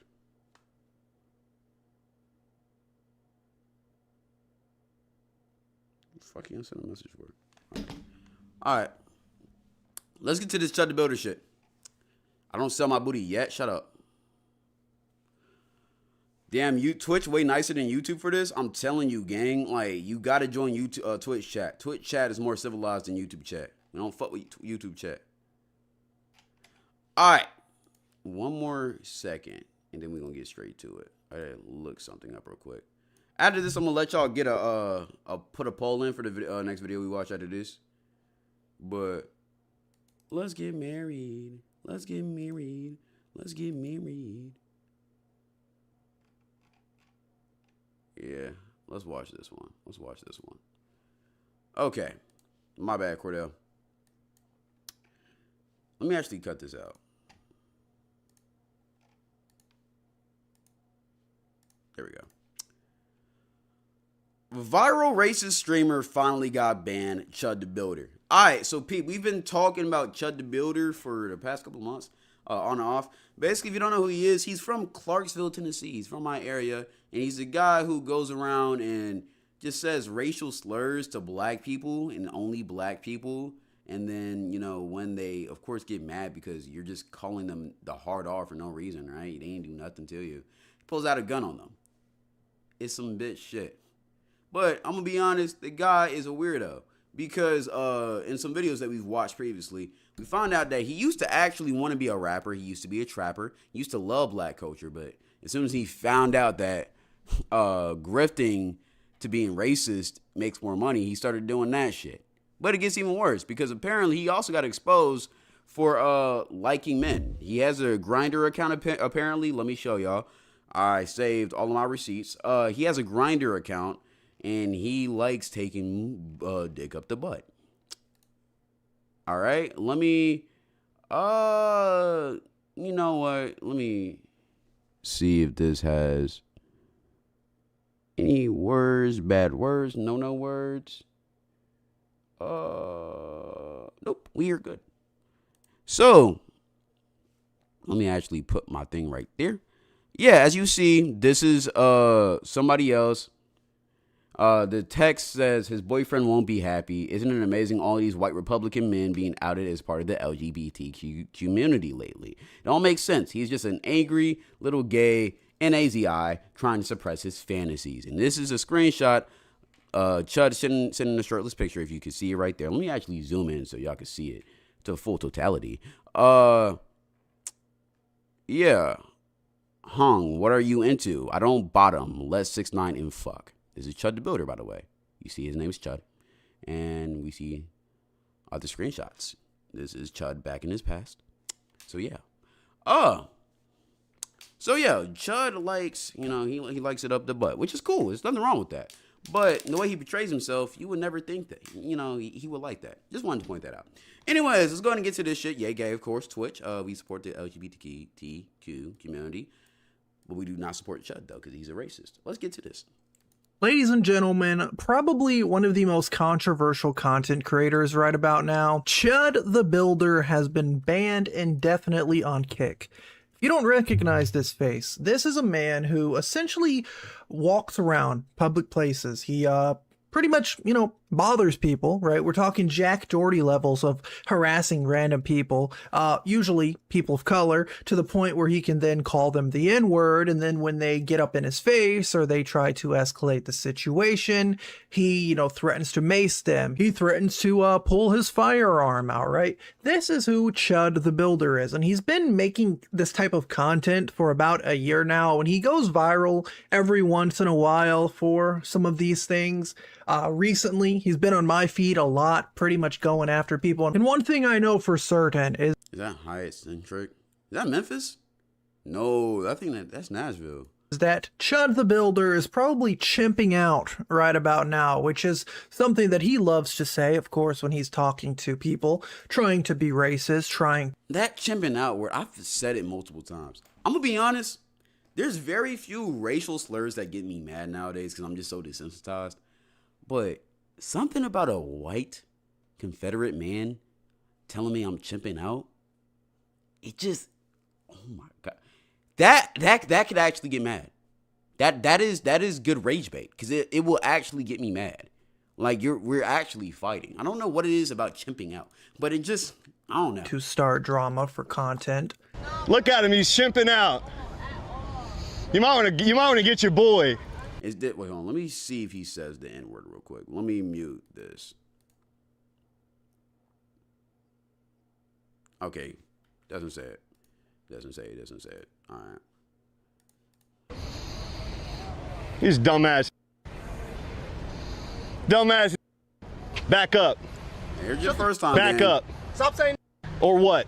Why are you saying for? You might want to back up. You're going to get sprayed. Why are you saying? Because I can say. This is the corniest shit ever. You're going to say this shit, and then when somebody actually presses you about it, you're going to pull out a gun, and then after this shit, you're going to say, oh yeah, that's why you weak anyways. You ain't going to do nothing about it. Brother, when he wanted to do something about it, man to man, fist to fist, like real men, you decided to pull out a firearm. What are you talking about? That's pussy. It's America. But why? Because it's America. But why? Because I can say what I want. Or what? Back up. Back up. Now, Chud on his Twitter posted this context saying, here's the clip I was sent by Kick support for the reason I was banned. They can't stand to see a white man in motion. And it's a clip. A white man in motion mean, so you being racist is a white man in motion? I wonder if what? Yo, you're representing the white community in such a bad light, bro. Like, what are you talking about, gang? Of him arguing with a bunch of black dudes on the street or like on a park sitting on the bench. And apparently what happened was they were just like annoyed that he was filming them. And he starts, of course, pulling his classic, like, oh, they're chimping out. They're chimping. Oh, I'm about to mace you if you get too close to me, right? The constitutional right to record. I don't need to ask you if I can exercise my freedom. You're not gonna tell us you can't record anybody. Yeah, I can. Yeah, I can. Y'all gotta. No, you can't. If they don't consent to being recorded, you post that shit. That's fucked up. Like, no. Learn the law. No, well, Y'all gotta learn the law. If somebody Don't walk up on me. Stay right there. What's gonna happen? It's a public park. What's gonna happen? Walk anywhere in public. Keep coming up. You gonna punch me? Walk anywhere in public. I'm gonna mace your ass real quick. Mace? Oh, is that all? So you're one of those guys? I'll spray the shit out you. Yeah. I would rather you punch me in my face. Just learn how to act, bro. Learn how to act. Learn how to act when you.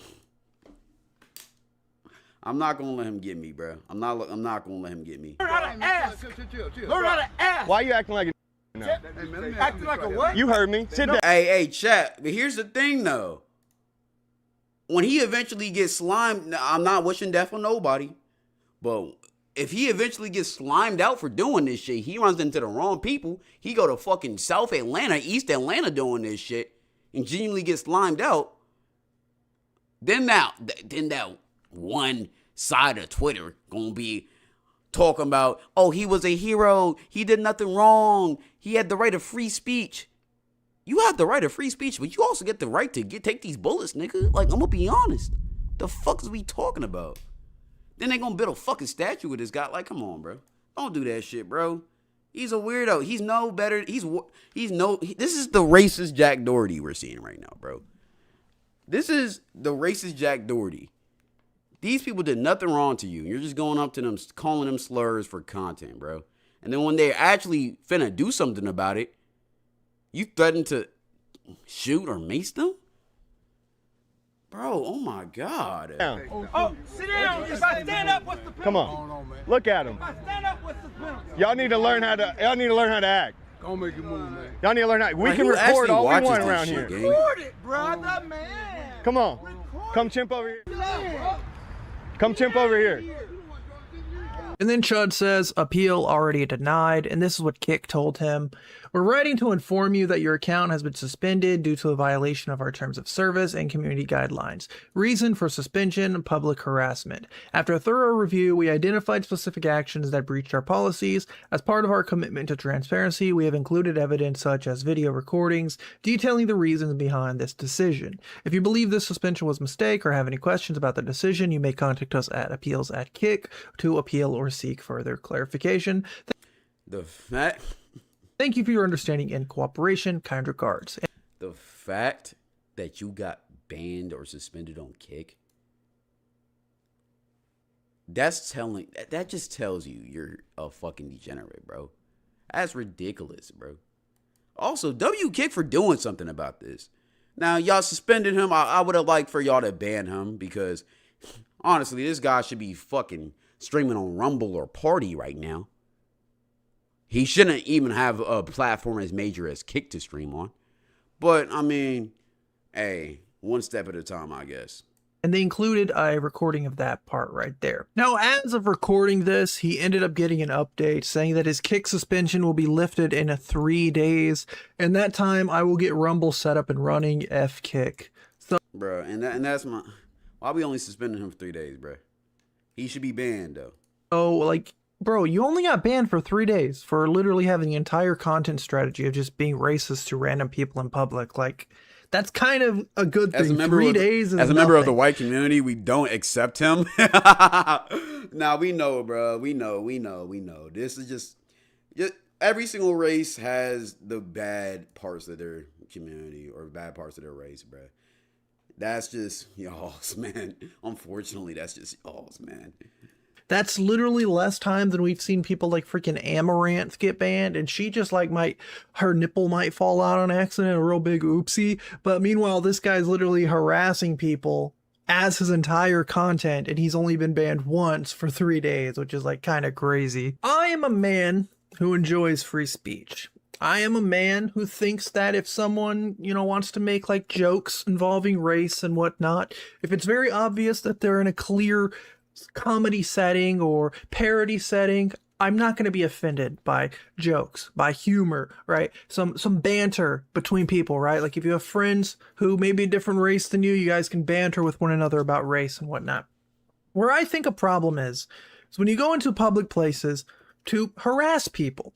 And then when you start harassing them, you start calling them racial slurs. And then when you start calling them racial slurs, you get angry and you try to describe it as free speech, right? We all know. Like, this is the issue with it, too. Like he said, no, if it's racist jokes, you're making a racist joke. And everybody involved, the person you're making the joke towards, you know, they are part of it. They laugh and they think it's funny. Let's say y'all boys. There's nothing wrong with that. I feel like we all can agree with that. But yeah, when you're just harassing somebody like this, these people obviously don't find that funny. Also, I don't think the hard R is acceptable in any case. It's being said about anybody who's not black at all. Like, nobody's gonna find that funny. So I wouldn't even I wouldn't expect the nigga to be found funny unless it's like it's an off chance. But what he's doing, this is not content. This is just harassment, bro. So that free speech is one thing, and there's people that go around saying like things are hate speech and whatnot, right? I don't really care about all that stuff. I think that people should be able to say what they want, but I do think that people should also be able to be like, hey, you shouldn't go into these platforms and do this kind of stuff and expect to get content, right? And I also think this guy's playing a very dangerous game because he might run into the wrong person one day. And I don't want... He is going to. Like, he is for sure going to. Because now that he's going triple platinum viral, bro, he better not go to no more hoods, bro. Because now he's going viral, which means regular hood niggas who just trying to get their stripes or who are actually about this shit and actually got weaponry on them. If you try to pull that shit in they hood, bro, they've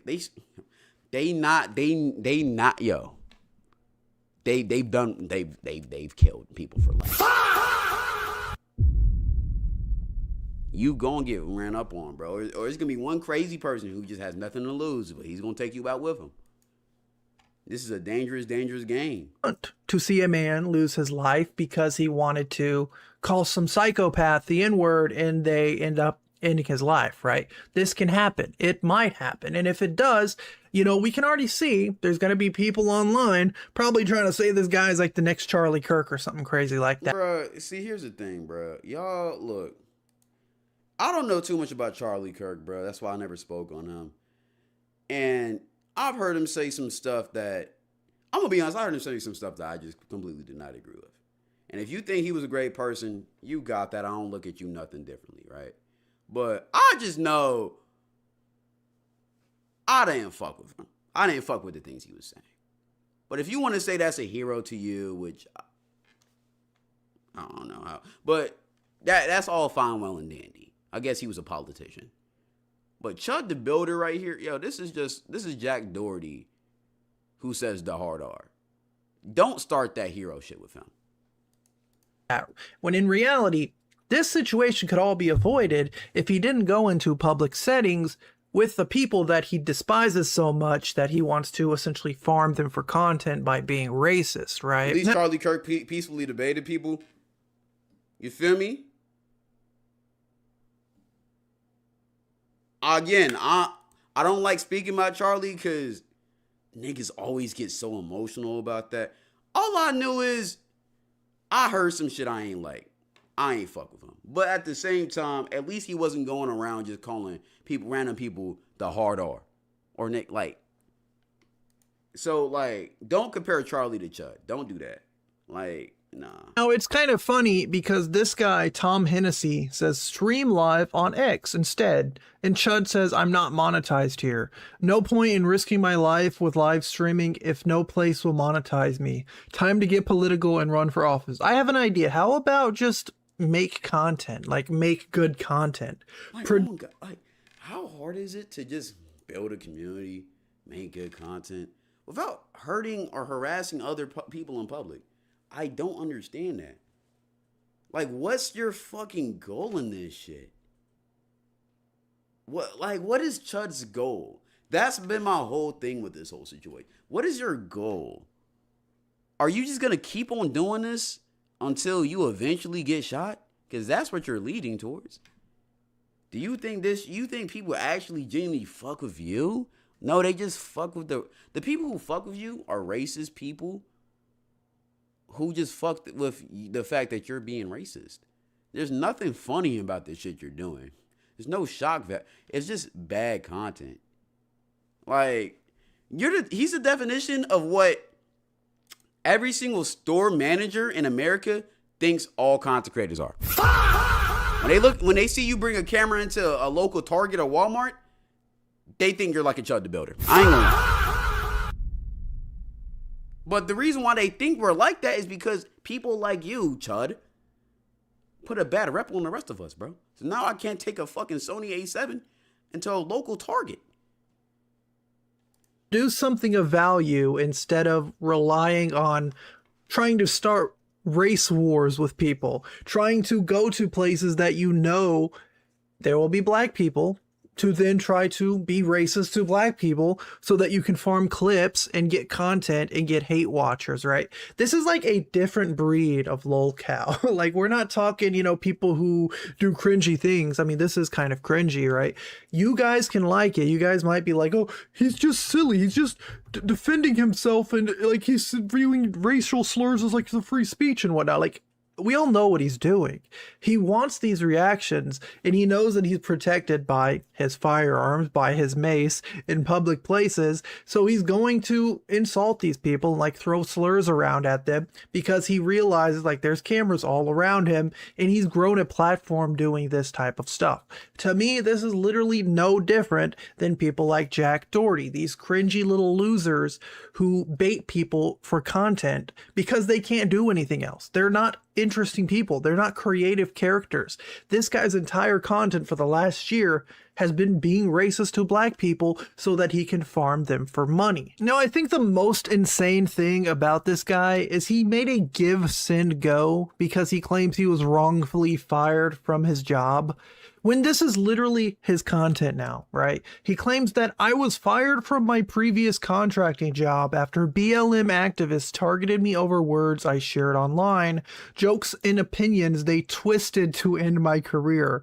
With no other way to support my family and my precious 2-year-old son, I poured everything into this small business, working tirelessly to provide for my family and build a future.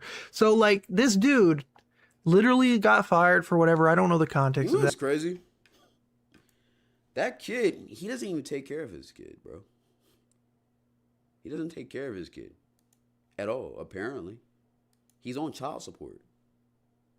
He's not even in the kid's life. This money y'all raising to give him is for his child support money. Y'all raised $48,000. Oh my God. Oh my God. He scammed y'all. That's saying some racist jokes or something that ended up... You ever met Chud? No. But if I meet him, y'all might be surprised. I'm walking straight past him. I'm not interacting with a guy who's gonna threaten to kill me if I get mad at what he says. I don't fuck with you. If he's one of them type of guys who he's gonna say some racist shit, but then he's gonna box you about it, I don't respect you, but at least we get hit about it. You finna pull a gun on me? I'm steering clear away from you, bro. I don't even want to give you the satisfaction of trying to get me angry. Because that's what he wants. He wants people to get angry at him. He wants to farm rate and hate and anger so he can get clicks and views. I'm not even going to participate in his content. I would never participate in his content. I don't care if he was following me around, calling me the hardest of R's. I'm not participating in his content. And if I go viral for that shit, I'm coming on stream and telling the whole fucking world why I didn't participate in his content. I'm not edging that shit on. Getting him canceled, right? I don't think anyone should be canceled for jokes and whatnot. I already kind of elaborated that.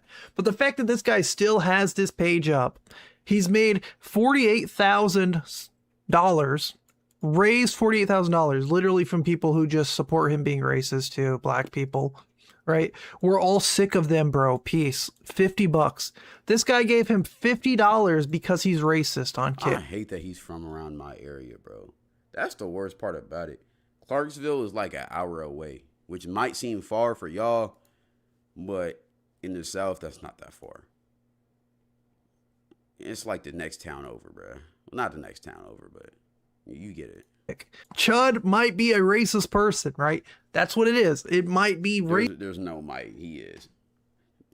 Calm video though. But okay. I think he's performative racist for sure skis, but he's also just racist. I don't fuck with people like that. Just weird. Very weird. Alrighty though. That is that. We're gonna be done with that. Because that might. Alright, bro. Okay. Last bit we finna what?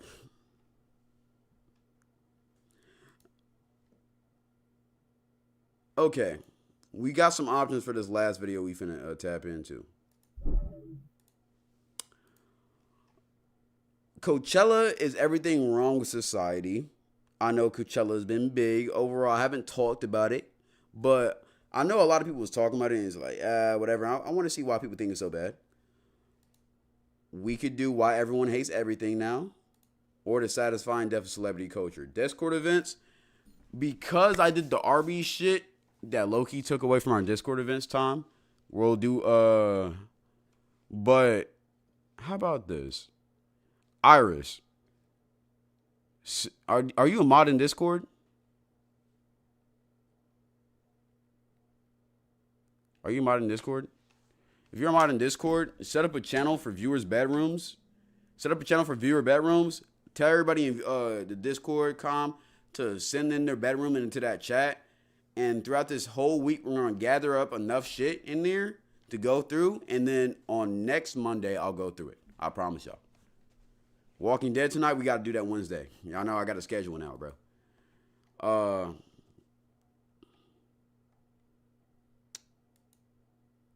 Which last react do I want to talk to? After this week, I might yap a little bit, and then we're going to get up out of here. But which one? I low-key kind of want to tap into this Coachella one. I'm going to be honest. I might just tap into that tomorrow, and then that one the other day. I want to tap into this Coachella one. I ain't going to hold you. Watch how long that lasts. Iceman corny. Iceman corny. How y'all feeling about that new...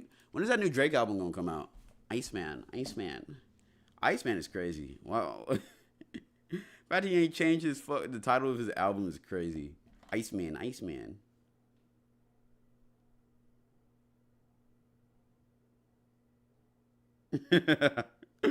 Why so many people laughed at my story, dog? Alright, let's get to this last one, bro. Bro, that's not my voice. That's not my voice, crowdy. That's my voice, crowdy. Anyways, Coachella is everything wrong with society. Okay, I did not go to Coachella this year, and I'm low-key glad. I was on my Coachella, as the people on TikTok be saying, Coachella. I heard, but I'm kind of happy about that because I heard people was. I'm kind of happy about that because I heard people was like showering with fucking, or they were cleaning themselves with fucking baby wipes and not taking showers for the whole goddamn time because the shower lines were too long. So I just got a new nose.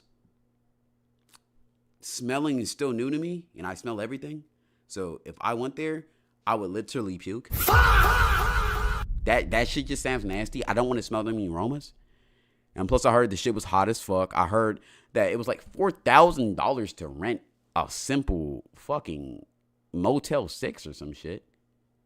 It's crazy expensive. And then you could barely even see the performers or something. I just heard that it wasn't enjoyable for the average person. But for influencers, apparently it was fire. Maybe next year I'll get sponsored by an influencer, by a fucking Arby's or some shit to go out there for Coachella. I don't know. Anyways, let's go to it. If there is one event in all of music that is the epitome of corporatized, hypocritical, robbed of its roots, socialized engineering to exploit fame-obsessed NPCs, it is Coachella. Taking place each year in the California desert with temperatures reminiscent of Chernobyl, it has become the place for modern-day internet models sponsored by...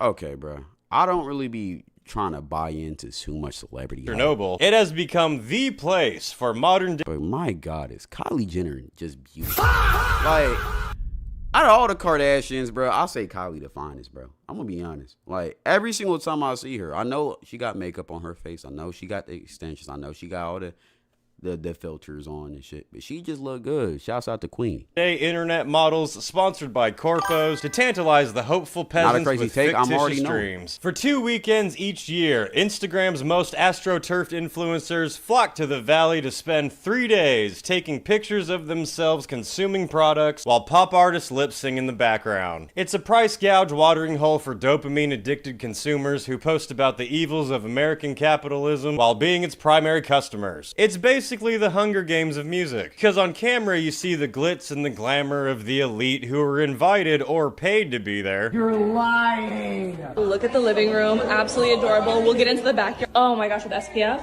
We have little goodie bags, we'll have to go through those later. We are stacked on drinks. In fact, we're never gonna run out because we have a full coffee bar. Just got my shot, look at everyone's getting like IVs and stuff. But in attendance are like, yo, Starbucks, sponsor me next time, gang. Like, bro, is it because I said what I said about Netanyahu, bro?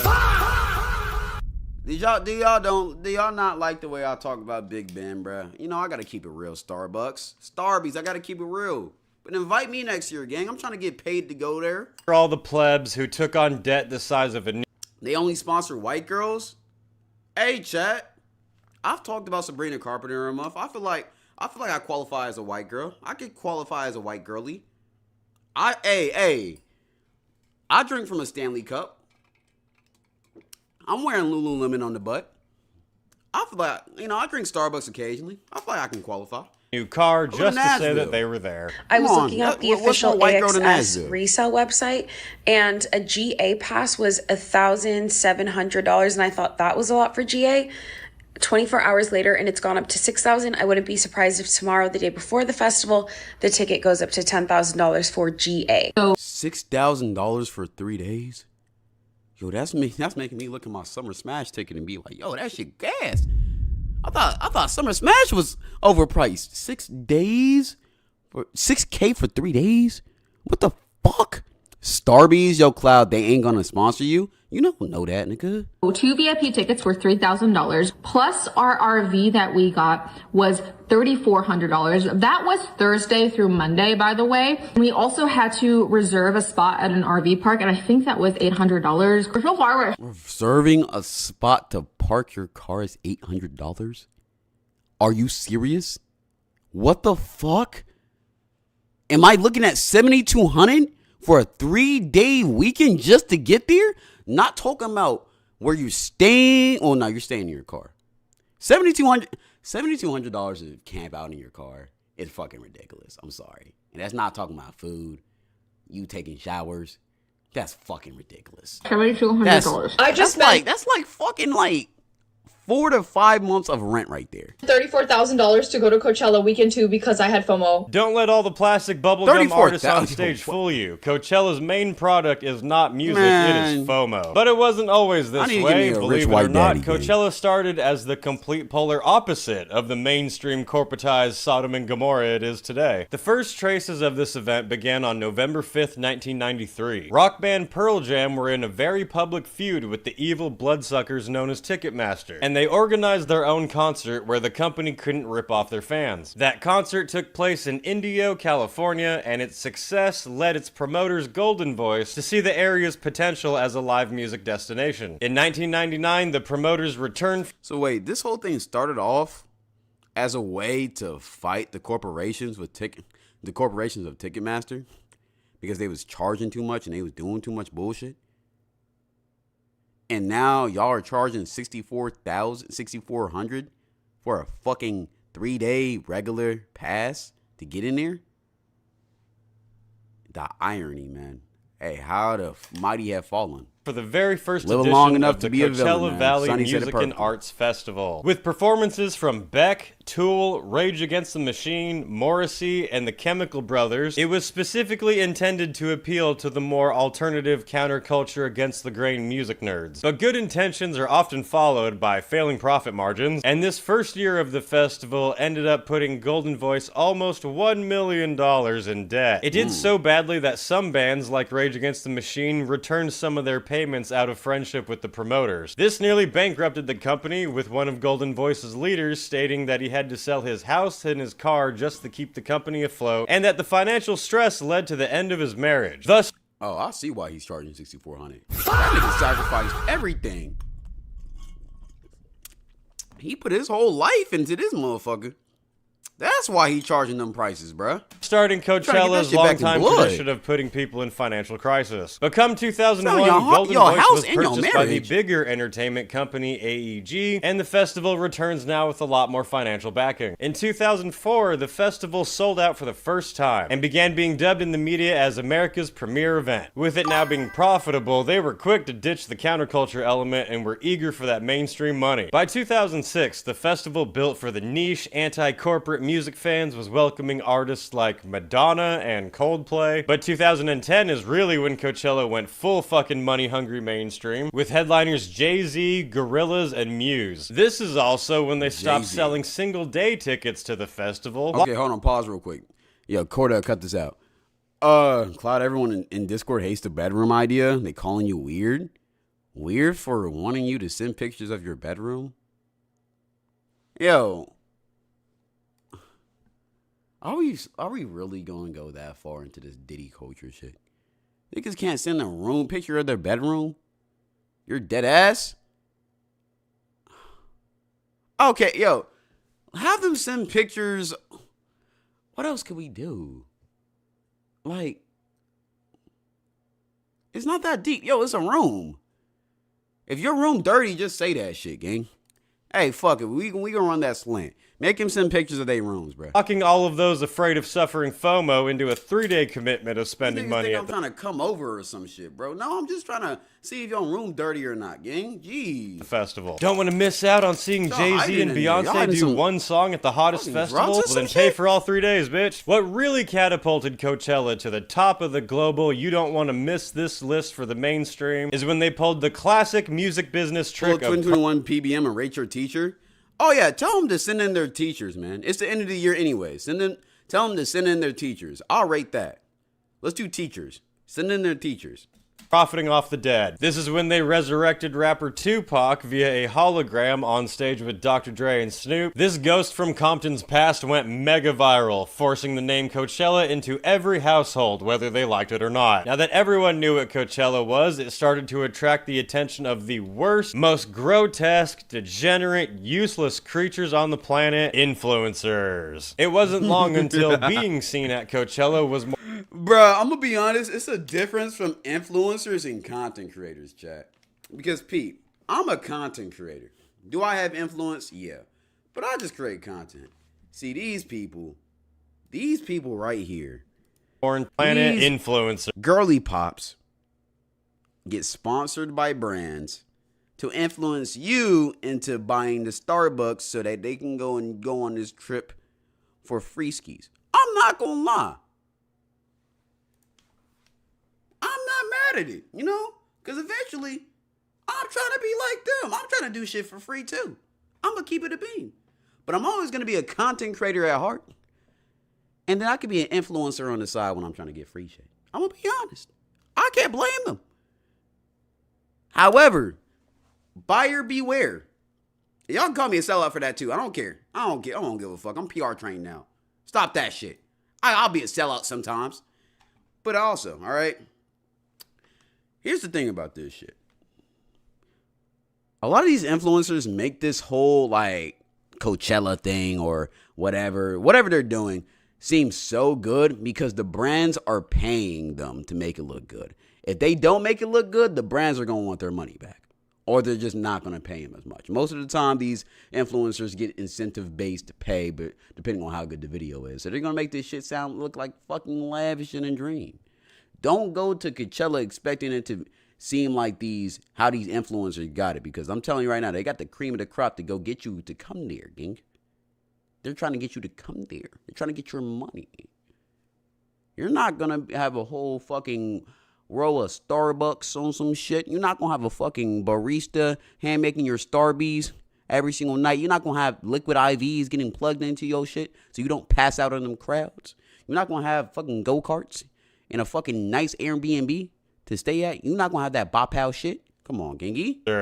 It wasn't long until being seen at Coachella was more enticing than who was being seen at Coachella, and brands were quick to seize this opportunity. I mean, what's paying for one person's weekend at a festival when it gets your company shown to millions of potential customers? Thus, the Once Against the System festival became the perfect playground for product prostitutes. Here's a recap of my first day at Coachella. It's a completely different experience attending as an Amex card member, and there were so many perks on site to take advantage of. I spent some time at the Amex experience in between sets to cool off and recharge, and having access to air conditioning in the middle of the desert is such a lifesaver. It's like, you're not going to be able to get this, and if you do, it's going to be like $2,000. You're going to be paying $2,000 for some fucking AC, gang, and maybe some champagne and some fucking muffins or some shit, gang.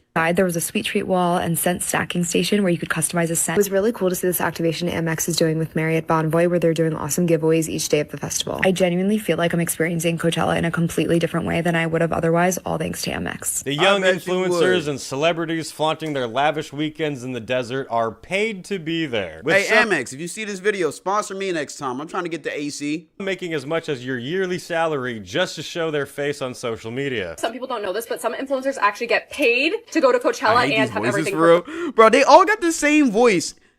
Come with me, guys, to see my new include Coachella B&B. Yes, shout out to Amex because they sponsored me and they did this and they did that. And look at these nice scents. They just sound so perfect. But yeah, that's what it is, guys. Thank you.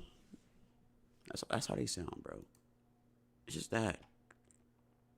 That's how they sound. You know they not sponsoring us cuz they don't sponsor niggas. That's so true. I ain't seen one single person of melanation in this whole video, gang. So I've seen influencers get paid anywhere. The closest melanated person I've seen get sponsored for this shit was Yana.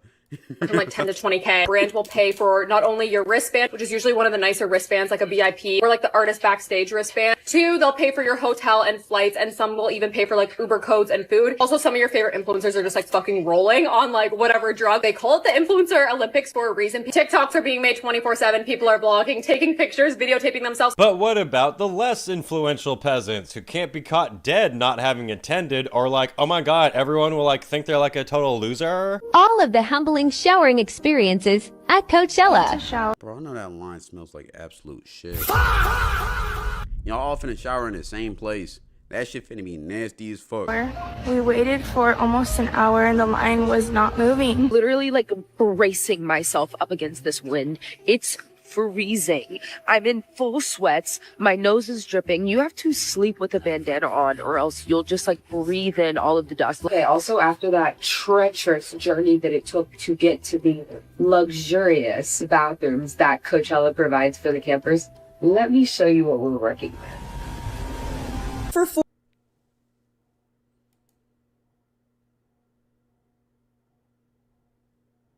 Y'all are some fools. If I ever go to Coachella, I'm getting sponsored to go out there, bro.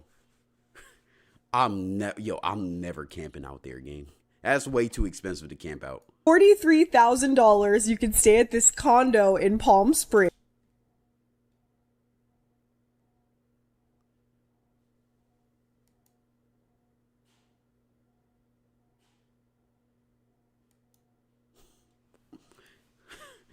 Nice Photoshop, girly. Yo, girly pop, nice Photoshop. Show us the real shit, though. Show us the real shit. This is what your room is going to look like for $43,000. Stay at this condo in Palm Springs. This is what your room is going to look like for $43,000. You can stay at this condo in Palm Springs. This is what your room is going to look like. Do I see a motherfucking box TV? Gang, it's 2026. Why does the fucking TV have a fatter ass than I do, gang? And this is worth $43,000? Are we serious? What? For $43,000. Here's another option for $35,000. It's spacious, it's colorful, it's got a great vibe to it. Look. See, I knew the mansions were being sold for that price, but regular condos? Oh my God. Look at that walk-in tub. That tub can fit at least 3 people. For me, going VIP is the only way. I did VIP my first year, and there is just no way that I could do general. My outfits total to around $1,000 for the weekend. As someone who went as a normal person, where are y'all getting this money from? Are y'all saving up all year for that 3-day weekend? If not, yo, who are y'all daddies, gang? What do y'all do? What do y'all do for it? As an influencer, it was one of the worst concert experiences I've ever had. If you're not going as an influencer, you don't have your entire trip paid for, and Coachella costs like thousands of dollars. The accommodation, the Ubers, the actual festival itself are all so freaking expensive, like super insanely expensive, like thousands of dollars. And the accommodations you find will be overpriced, and they're not even that good. Getting inside the festival is a nightmare. Firstly, there's no place for you to be dropped off at. Festival's like really disorganized. And so Coachella has become what it is now, the pinnacle of hypocritical classism, where the pampered haves dangle what it we'll is. See. I'm not even like the biggest Justin Bieber fan, but I would want to go see JB. I ain't gonna lie. That was one. I seen David though. I thought that was David. Day 4VD. I was about to say what the fucky, but nah, I would want to see Justin Bieber. Because his set looked crazy. I did want to see Sway Lee in them, too. His set looked cool, too. Now, the pinnacle of hypocritical classism, where the pampered haves dangle digital social points to the have-nots while telling themselves it's about artistic expression, where people who cry about the evils of the ultra-wealthy go into debt to pretend they're rich, where people who preach against capitalism online beg wealthy companies for access. If there's any brands out there that would like to take a micro-influencer to Coachella weekend 2, please, please, please, please, please, please, please, please, please, please, I'll do it. I've been to Coachella. I'm a pro. I went to Coachella. I was a guest there. I went the year before that. I'm a retired 365 party girl. I literally won't drink or smoke or do anything on that trip. I will just post the best content ever and promote the brand, and I'll have so much fun. But like, if you're not, see, here's my thing in this festival, right? Okay, yeah, the whole point is to listen to music, right? But when you're not listening to music, what are you doing out there? Like, what is there to do if you're not listening to music? 'Cause I can't imagine your phone service would work that well. The fuck are you doing? So you're talking about, oh yeah, I'll go out there, no drinking and smoking. Ain't that what everybody doing out there? Don't y'all go out there to drink, smoke, roll, and do all of that? Please, please, please, please, please, I want to go. Where those who spend thousands of dollars on a weekend spend the majority of their time making posts online while taking product and content photo shoots. And that is the story of how a festival born out of fighting against an overbearing company became a shiny dystopian shithole of desperation and dependency. For more from me, check out my band Dark Insanity. You can find...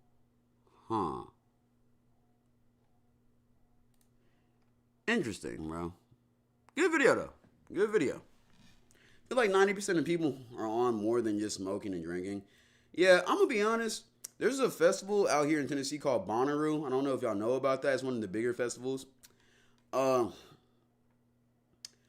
Apparently, yeah, all people do out there is just do drugs and run around.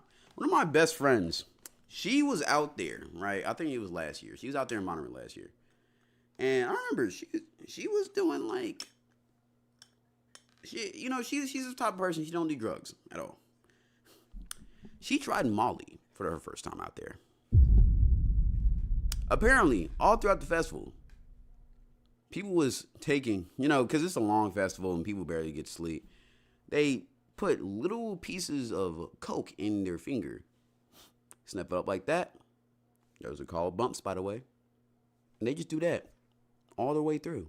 It's like mini caffeine for them. What the fuck?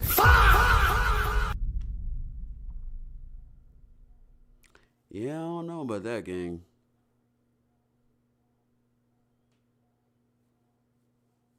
That's not for me. But, if that's your cup of tea, that's your cup of tea. I just don't sip that. Ain't gonna lie. And the best part about Coachella is that you wouldn't even be able to see the artist. Exactly, Shadow. That's what I heard. You're not even going to be able to see the artist, though. What's the point unless you got VIP? It's pointless. Hey, man.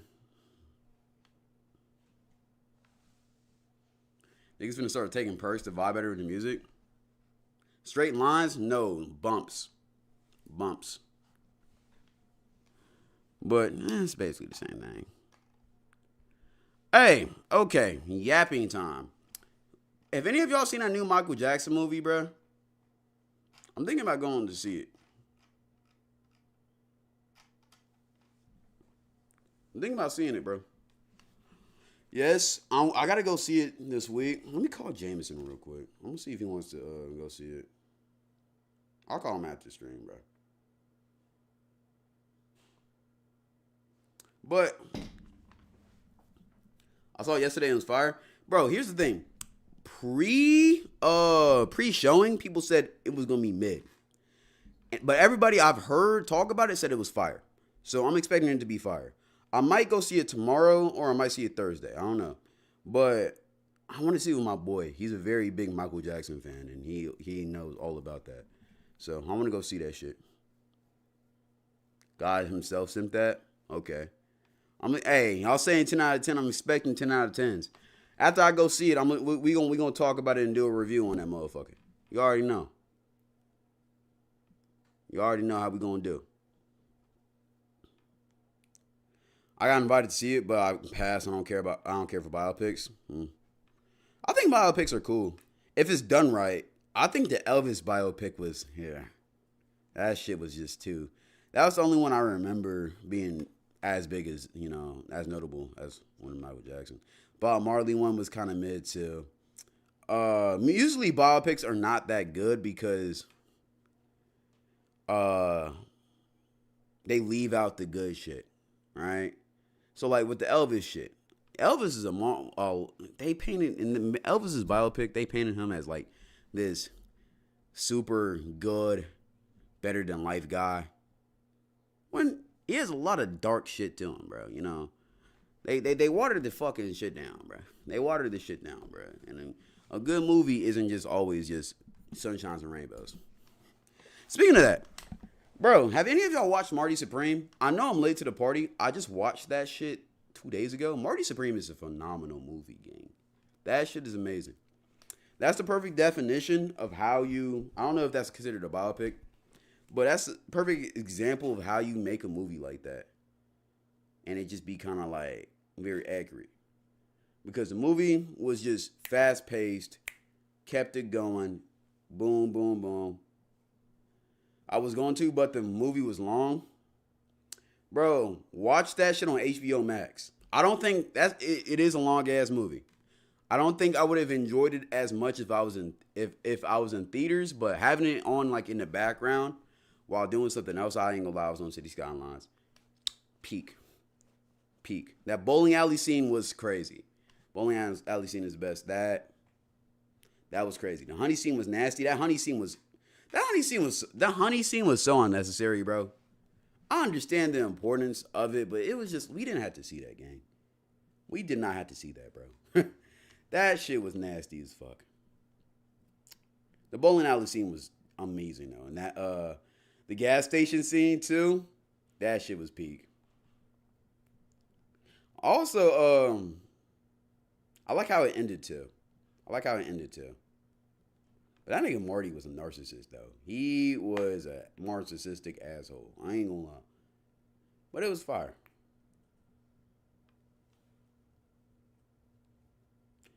The thing about Michael is it very fast paced. So if you don't like that, you might not like it. But Coleman Domingo and Jafar Jackson are amazing. I love fast paced movies, so I'm cool with that. How long is it? I love fast paced movies. I'll be completely fine with that if that's the case.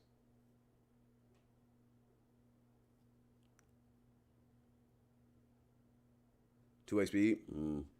I'll be fine with that. All right. Hey, questions for Cloud segment. We haven't done one of these in a minute. Questions for Cloud. I'm going to answer questions for like 5 minutes, and then we're going to get the fuck up out of here. What the honey scene? Don't look it up. Don't look that shit up. That was fuck no.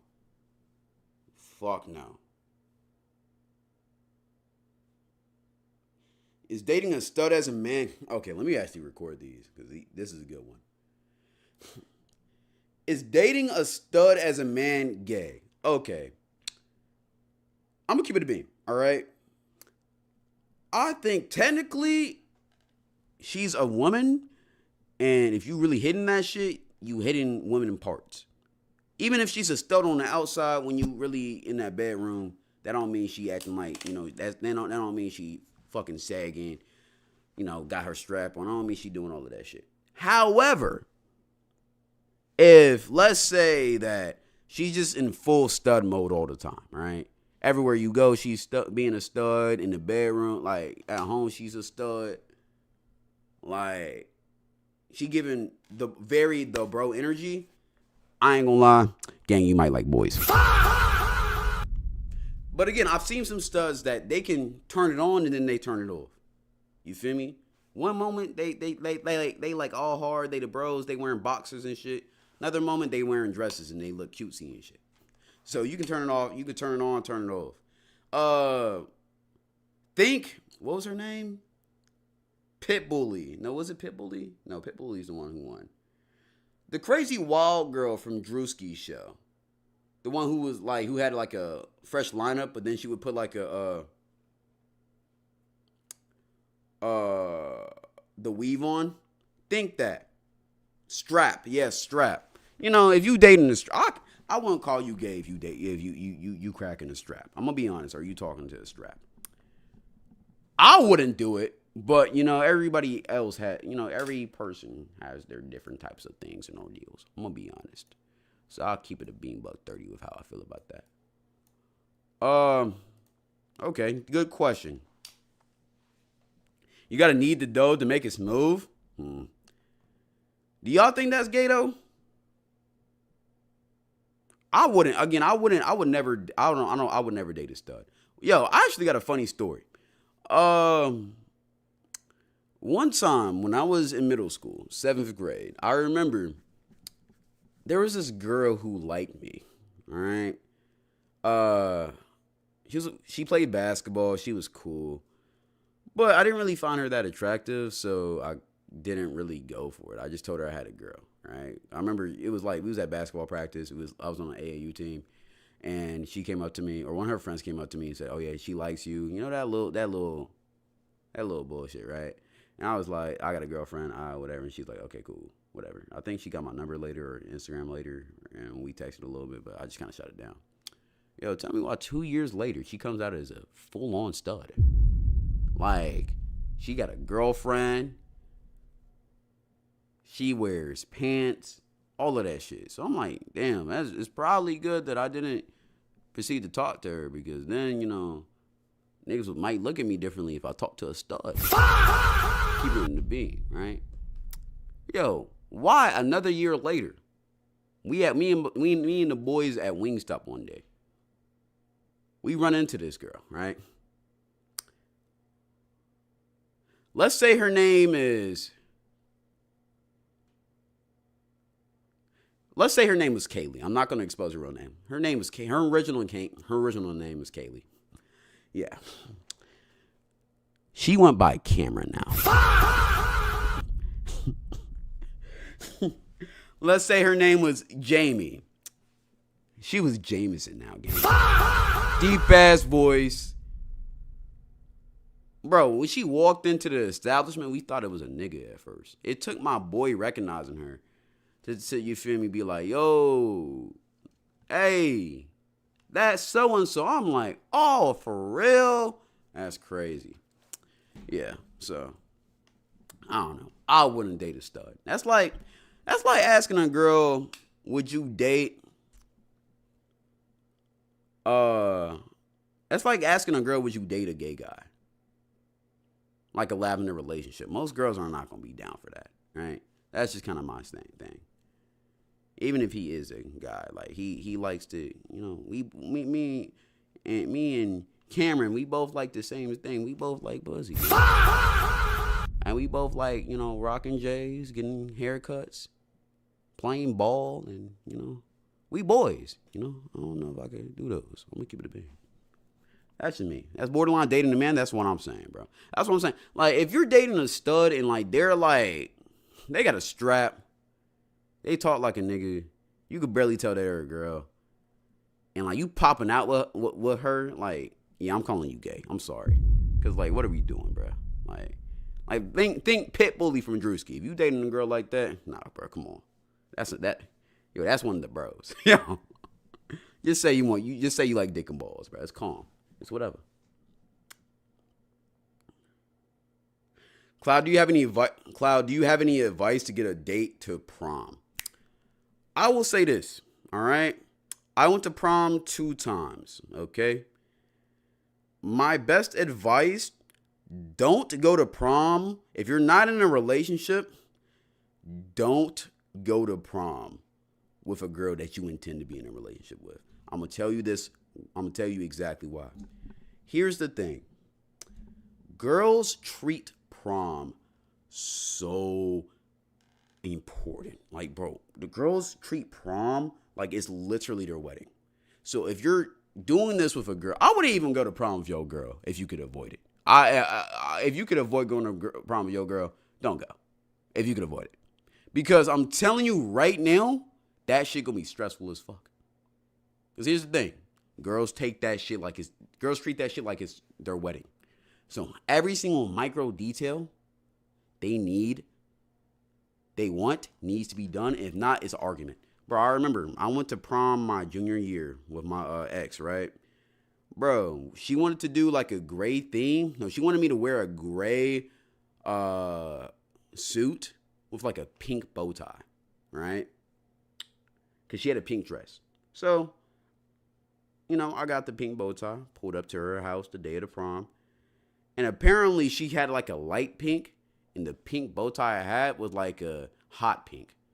Brother, she absolutely crashed the fuck out. I'm telling you, I have never seen a girl scream this loud as soon as she seen this shit. She almost broke down crying, bro. Oh my God, I have never been more turned off by a girl in my life, gang. It was bad, bro. That whole day was miserable. The whole day, everything had to be exactly how she wanted it to be. If not, it was an argument, bro. I remember, yo, we was driving to prom, and we was getting into an argument, and I wanted to stop by my mom's house so she could take pictures of us, but the prom schedule that this girl made, it didn't align for that, so I was like, damn, like, that's kind of fucked up. I remember we was in the car, she was like, oh, Marcus, I honestly don't give a fuck. Like, honestly, and I think she said, I never really liked your mom that much anyways, or just some crazy shit. She said some crazy shit about my mom. Yo, chat, I have never been more mad at a girl than at that time in my life. After that, we broke up. Like she said some shit up like, damn, nigga, I pulled over the car. We had a big ass argument, drove off. I didn't talk to her for like 2 hours after that shit. I was so over her after that. That was one of the main reasons why we broke up, I'm gonna be honest. But story for the day. But I will tell you, if you're going to prom, find a girl that's your friend to go to, because it'll be way better. It'll be way better. Please, please, please don't get into a relationship just so you can take prom pictures. Just find a girl that you're just cool with, you're cordial with, who you know can clean up. Girls, find a guy that you're cool with, you're cordial with, who you know can clean up. And just have fun, bro. I'm telling you, you'll enjoy it way more. Don't try to live that high school sweetheart dream where you go with your boyfriend, your girlfriend. Stop that shit, bro.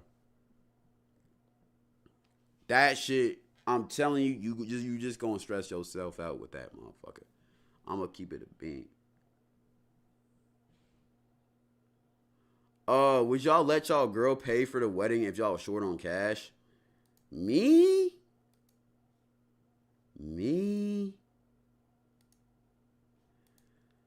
I don't know about that, gang. See, and here's okay, better question to ask. Do y'all want a big wedding or like a calm, cordial wedding? Yo, what's up, Cloud? First live from Arkansas. We low-key neighbors, LOL. Gang, I do not live in Memphis, brother. I live in Nashville. I'm like 4 hours away from Arkansas, gang. Small as possible. I want a calm wedding. I want a calm. I ain't gonna lie. I feel like, but like, here's the thing, bro. I wouldn't mind like a wedding in like Greece, in like that one aesthetic place, but I know that motherfucker gonna run me like 60,000, and I'm not paying 60,000 for one day. That I'm gonna be stressed out for the whole time. I'd rather just spend that shit on the honeymoon. I feel like a chill wedding in a local venue is probably the best. Destination weddings, it sounds amazing, but the logistics, the shit, all of that. I need to go to a destination wedding before I say that. But I feel like, I don't know. I don't subscribe to that notion that weddings are gonna be your best day of your life, bro. Like, I ain't gonna lie. Real on some real shit. We can just go to the courthouse for that shit, bro. I ain't gonna lie. But yeah.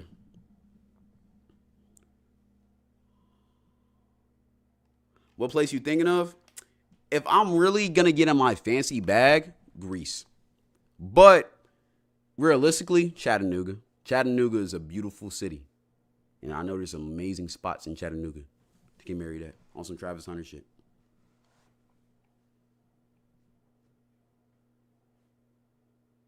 I think traditionally the wife's family is supposed to pay for the wedding. Yeah, I heard about that. Yeah, so I ain't gonna lie. If I would have married my ex, her family was loaded. We would have had a crazy wedding. I would have hated that shit, though. Absolutely would have hated that shit, bro.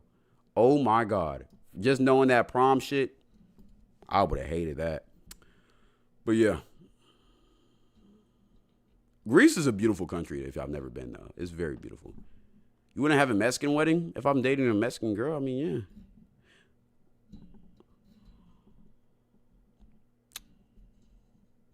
Barbados? That's nice. Barbados is calm. Barbados is calm. All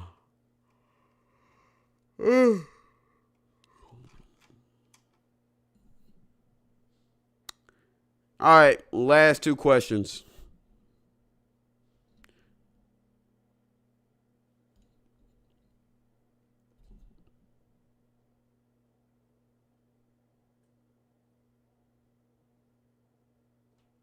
Feel like Africa could be cool. Certain parts, yeah.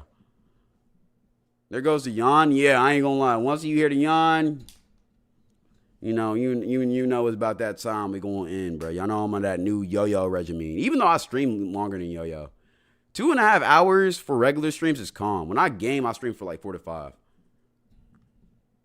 When you get into 1 mil on YouTube, when I get to 1 mil, gang, I'm really not focused as much on that as y'all may.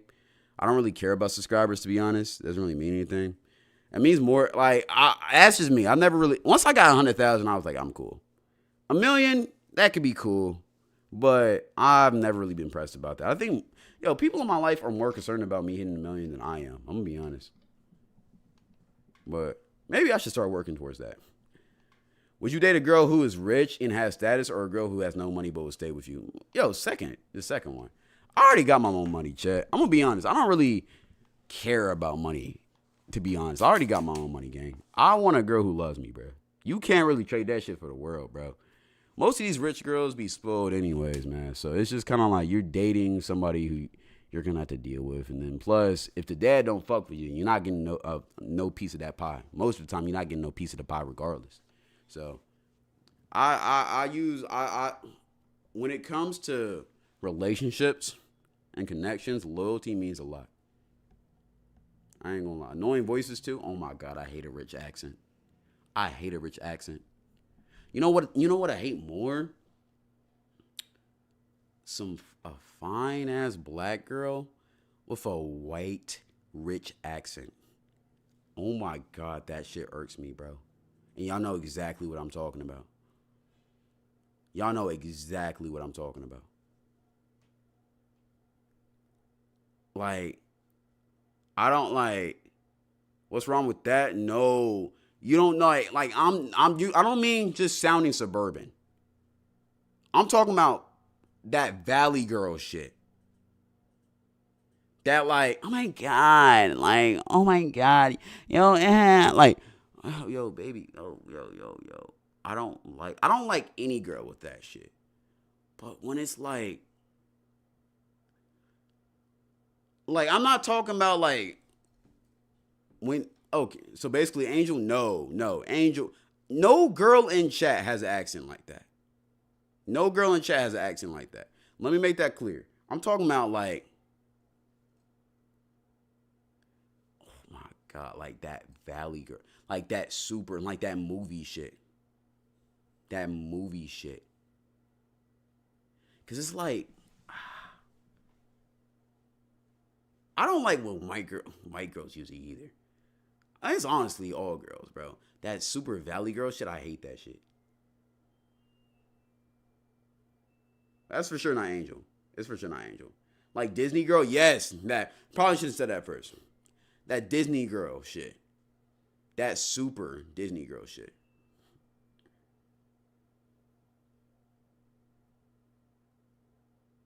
But nah. Angel has a suburban voice. I love the suburban voice. It's a difference from suburban voice and Valley girl shit. Or like that Disney shit. I'm gonna call it Disney shit from now on.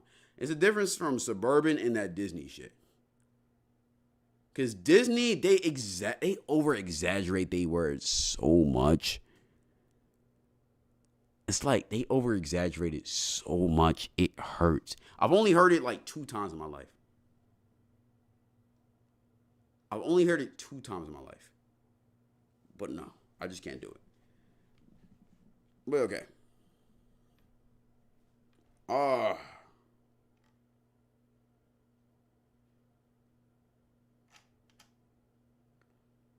Favorite accent?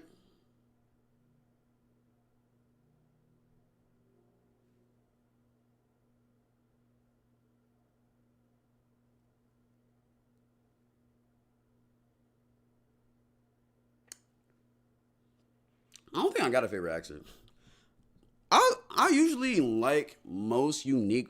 I like a lot of. I like.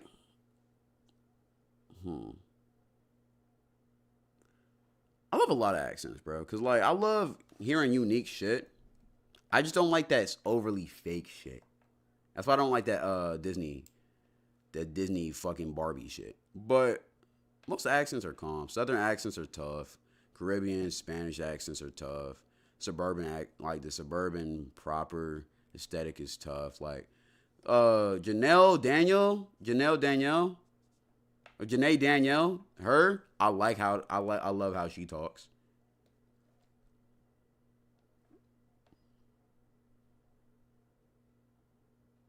European accent?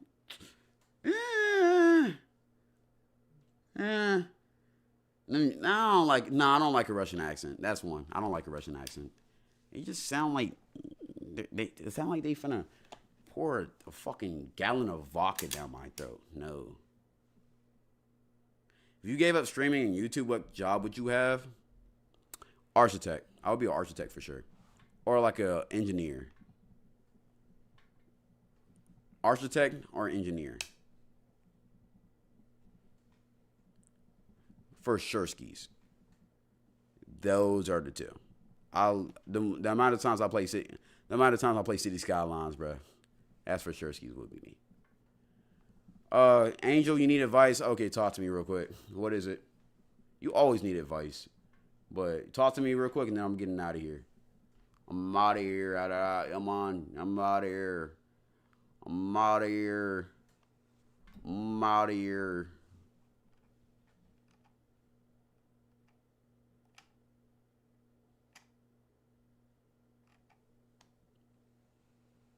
Oh, wait, can I call you? Never mind. All right, chat, that's the end of the stream.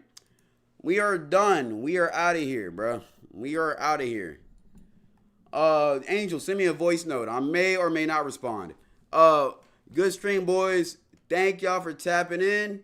Let's get married. Let's get married. Let's get married. Let's end it. Let's end this shit out with some honcho, gang. YouTube, I'm going to have to end y'all, cut y'all off. I ain't trying to get copyrighted no more. Join the Twitch if you haven't.